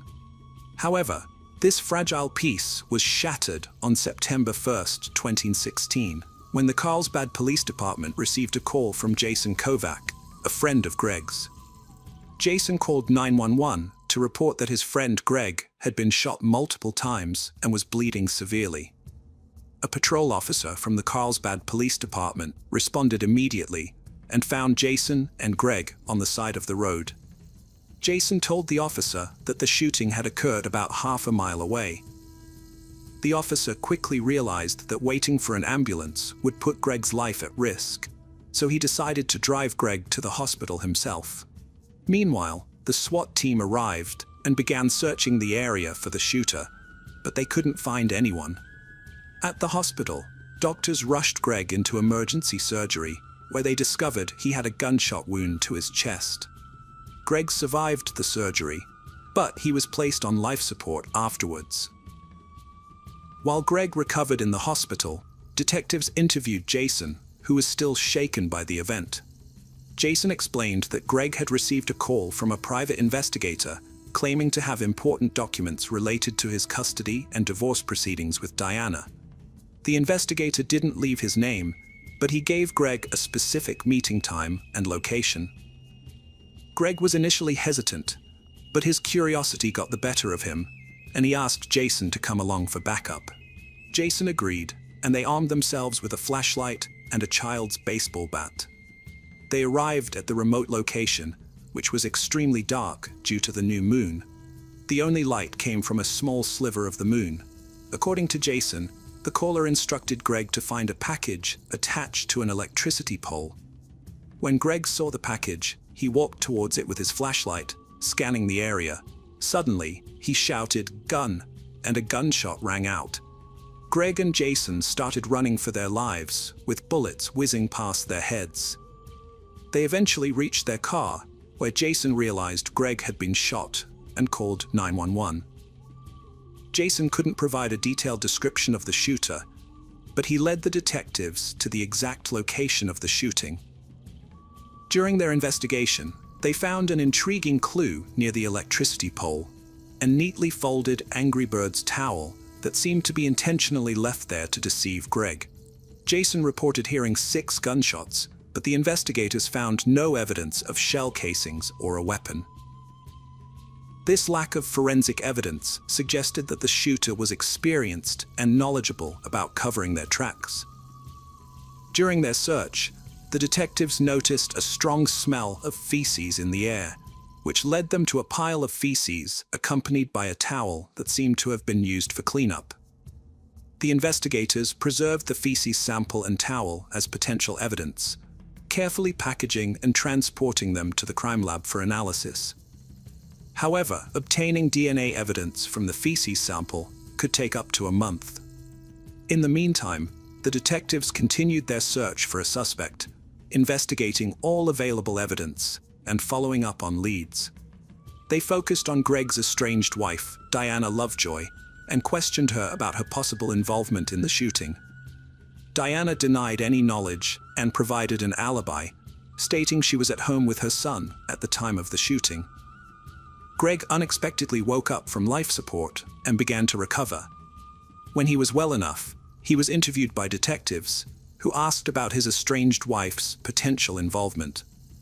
Greg expressed doubt that Diana was capable of such violence, but acknowledged their past conflicts and ongoing divorce and custody battle over their son.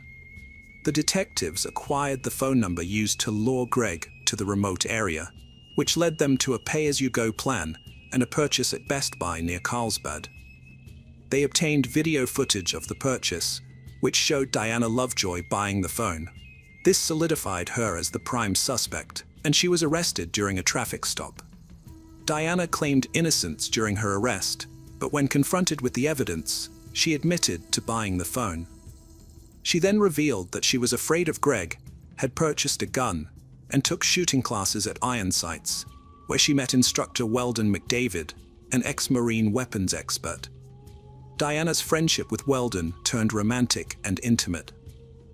She told the detective that they planned to scare her estranged husband Greg to stop his harassment. Weldon told Diana to buy a specific phone, which they used to lure Greg to a remote location. Diana claimed Weldon's role was only to threaten Greg, not to use violence. She drove Weldon to the site and picked him up afterwards. When she heard police sirens, Weldon told her he had to shoot Greg in self-defense because Greg allegedly made aggressive moves towards him. Diana denied involvement in the shooting and said she never asked Greg to take violent action against her. She was charged with conspiracy to commit murder and attempted murder. Greg recovered from his gunshot wound and was released from the hospital. However, news of Diana's involvement horrified people. Weldon was tracked down and brought in for questioning. Weldon told the detectives he was at home, 30 minutes away, on the night of the shooting. When asked for a DNA sample, Weldon became nervous. The detectives asked if his DNA would be at the crime scene, and Weldon claimed to remember stopping to use the bathroom on a dirt road the night before. The detectives obtained a search warrant and found a rifle with a live round and 6 spent shell casings in Weldon's garage. The shell casings matched a witness's account of hearing 6 gunshots. Weldon was arrested for attempted murder and conspiracy to commit murder. Searching Diana's house, the detectives found a suspicious search history on her computer. She had searched for "new moon," which coincided with the night of the shooting. This was significant because there was minimal ambient light during new moons, making it a suitable time for the murder. The detectives concluded that Diana had premeditated knowledge of the shooting and a motive to kill Greg. She would have had to pay him $120,000 in their divorce settlement, and eliminating him would be easier than paying the debt. Diana Lovejoy and Weldon McDavid's trial began in October 2017. Weldon claimed he never intended to shoot Greg. Weldon claimed his goal was only to scare Greg, but the situation escalated when either Greg or Jason yelled, "I got a gun." Weldon stated that, as a skilled marksman, if he had wanted to kill Greg, he would have been able to do so. However, the prosecution presented a different theory. They argued that Weldon did not shoot and kill Greg because Greg shone a flashlight in Weldon's eyes, disorienting him due to the darkness. Having sat in the dark for an extended period, Weldon's sense of direction was impaired. This ultimately saved Greg's life. The jury found Diana Lovejoy and Weldon McDavid guilty of conspiracy to commit murder and attempted murder. Upon hearing the verdict, Diana collapsed, although the state believes she was faking it. Weldon was sentenced to 50 years to life, while Diana was sentenced to 26 years to life. Both maintain their innocence.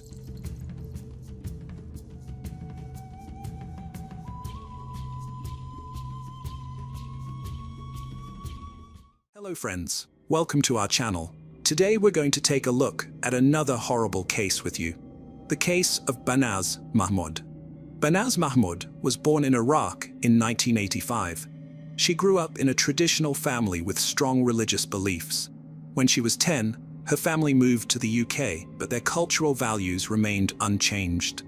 At 17, Banaz was forced into a marriage with a man 10 years her senior, who spoke no English and was illiterate.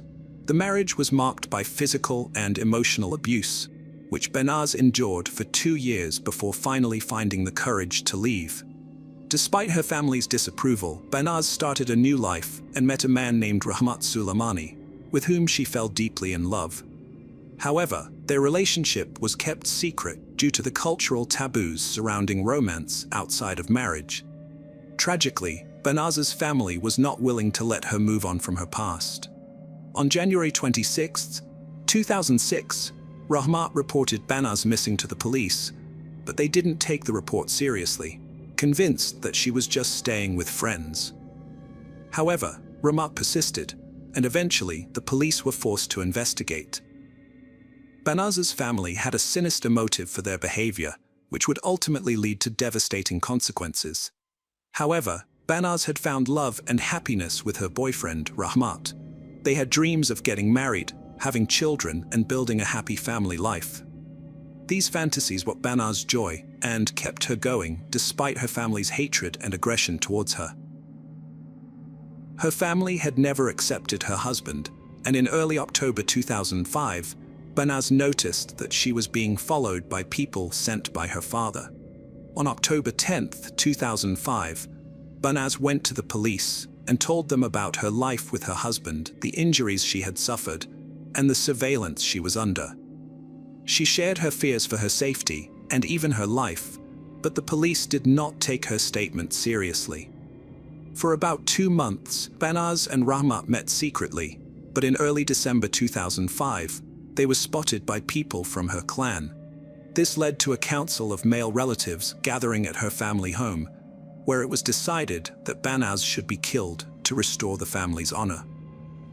Banaz overheard this conversation and reported it to the police, but they again did not take her words seriously.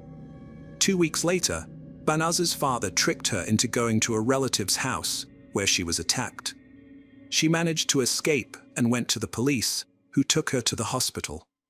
After being discharged, Banaz went to live with Rahmat.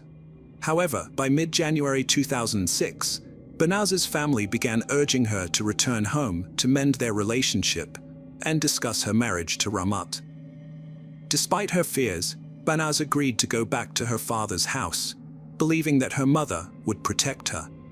Before Banaz Mahmoud returned to her family's home, she visited the police station to report her concerns and name individuals who might harm her. However, she disappeared on January 22, 2006, and her friend Rahmat was unable to contact her. Rahmat then filed a missing persons report with the police. The police eventually became involved in the case, and Chief Inspector Caroline Good was appointed to lead the investigation. She organized a large-scale search of properties associated with the Mahmoud family, suspecting that Banaz might be being held captive. The police questioned Banaz's father, uncle, and ex-husband, as well as 3 of her cousins, Omar Hussein, Muhammad Ali, and Muhammad Hamid, who were also suspects. Despite the efforts of the police, Banaz's family was uncooperative and refused to help with the investigation. The police found no pictures of Banaz at her family's home, and her family members gave contradictory and false statements about her whereabouts. The police arrested 30 people, including Banaz's family members and cousins, but they all tried to slow down the investigation by giving false information. The police obtained permission to install listening devices in the cells of the arrested men, including Banaz's father, uncle, and Muhammad Hamid. The wiretap recordings revealed that the 3 men had no remorse for their actions and were actually proud of what they had done to Banaz. The recordings revealed that on the morning of January 23rd, the Mahmoud family deliberately left their home, allowing Ali Hussein and Hamid to enter and attack Banaz. The attack lasted for 2 hours, during which Banaz was subjected to beatings and violence. Finally, Hamid strangled her to death with a cord. The wiretap recordings also revealed that Banaz's cousin, Muhammad Hamid, had been involved in the attack and had threatened Rahmat, which became a turning point in the investigation. The police were horrified as they listened to recordings that detailed the brutal murder of Banaz and the perpetrators' proud descriptions of their actions. The investigation revealed that Banaz's body had been stuffed into a suitcase and taken out of London to a derelict house with a garden in Birmingham. Caroline Good, a detective, matched the information she received with the movement data of the arrested phones and determined the search area. Despite the vastness of the area, the work could take a long time, but the criminals themselves helped the investigation by being talkative and reveling in their actions. During the conversation, one of them mentioned putting a freezer back in its place, which gave Caroline a key lead to follow. A police helicopter was dispatched to search the area, and while circling, it spotted a house with a pile of trash in the backyard, including a white, oblong object that looked like a freezer. When the police inspected the area, they started digging in shifts. As they dug, they eventually reached a depth of about shoulder height. At this point, they were about to give up. But then Caroline Good recalled the words of Muhammad Hamama, who had bragged about burying Banaz so deeply that she would only be discovered if someone tipped them off. Caroline convinced the team to extend the search for one more day, and late in the evening of April 28, 2006, the suitcase was found. Banaz's remains were in extremely poor condition, and only dental records and DNA samples could be used to identify her. Her body was folded into a fetal position and hidden in a suitcase, buried under a freezer in the garden of a house in Birmingham. On May 1, 2006, the suspects were charged, but they showed no remorse and were convinced they had done the right thing. After the discovery of Banaz's remains, the police received a flood of people providing alibis for the suspects, claiming they were in public on the day of the alleged murder. In total, 50 people were involved in Banaz's death, and Caroline Good felt anger, disgust, and contempt for the men who participated in the murder. The case eventually went to trial in March 2007, and the prosecutor described the crime as a cold-blooded and heartless execution ordered by Banaz's father and uncle. In June 2007, a jury found all three guilty and sentenced them to life imprisonment with minimum terms ranging from 17 to 23 years. The judge condemned the crime as barbaric and heartless, saying that the father had put his status in society above the life of his own flesh and blood. Muhammad Ali was arrested in Iraq in April 2006 for a crime against a young woman named Banaz Mahmoud. The London police worked to extradite him to the UK. In June 2009, Ali was extradited and eventually sentenced to life imprisonment with a minimum term of 21 years. The last of the 5 perpetrators, Omar Hussein, was hiding in the Iraqi countryside. In December 2009, he got into an argument with his brother and was shot in the leg. He was taken to the hospital, where the police arrested him. Initially, Hussein denied being in London in 2005 and therefore couldn't be involved in Banaz's death. However, UK social security records proved that he was receiving refugee benefits at the time, contradicting his claim. In March 2010, Hussein was extradited and later sentenced to life imprisonment. Donna Ammon, who was in the house at the time of Banaz's murder, was sentenced to 8 years in prison for helping to dispose of the victim's body and obstructing justice. A recorded interview at the police station revealed her family's guilt. Banaz had tried to leave her abusive husband several times, but returned to try again at the insistence of her family. The police's indifference to her plight led to her death, which sparked significant changes in how honor killings are handled. An inquiry into police misconduct was launched, and 9 police officers were prosecuted for their inadequate response. 7 received reprimands, and 2 were dismissed. Caroline Good, a determined detective, not only found Banaz's body, but also secured the conviction of her father and uncle and brought back the escaped criminals from Iraq. Unfortunately, this wouldn't bring Banaz back to life or change the fact that her own relatives, who should have protected her, were responsible for her death. Banaz was buried in the Merton and Sutton Joint Cemetery in Morden. A memorial service was held on June 26, 2007, at the MN Auditorium, followed by a granite memorial headstone at her grave. Her family did not attend either service. The memorial was paid for by law enforcement officials working on the Banaz case and the women's rights organization. Ramat Suleimani, Banaz's boyfriend, remained in the UK under the Witness Protection Program but never recovered from her death. In May 2016, 10 years after the crime, he hanged himself, marking his 3rd attempt to end his life. The extent of the problem with police handling of honor crimes is unknown due to the lack of recording requirements. However, estimates suggest that in 2000, there were 5,000 honor killings worldwide. And in 2010, over 2,800 cases of honor-based violence were reported in Iran and Kurdistan.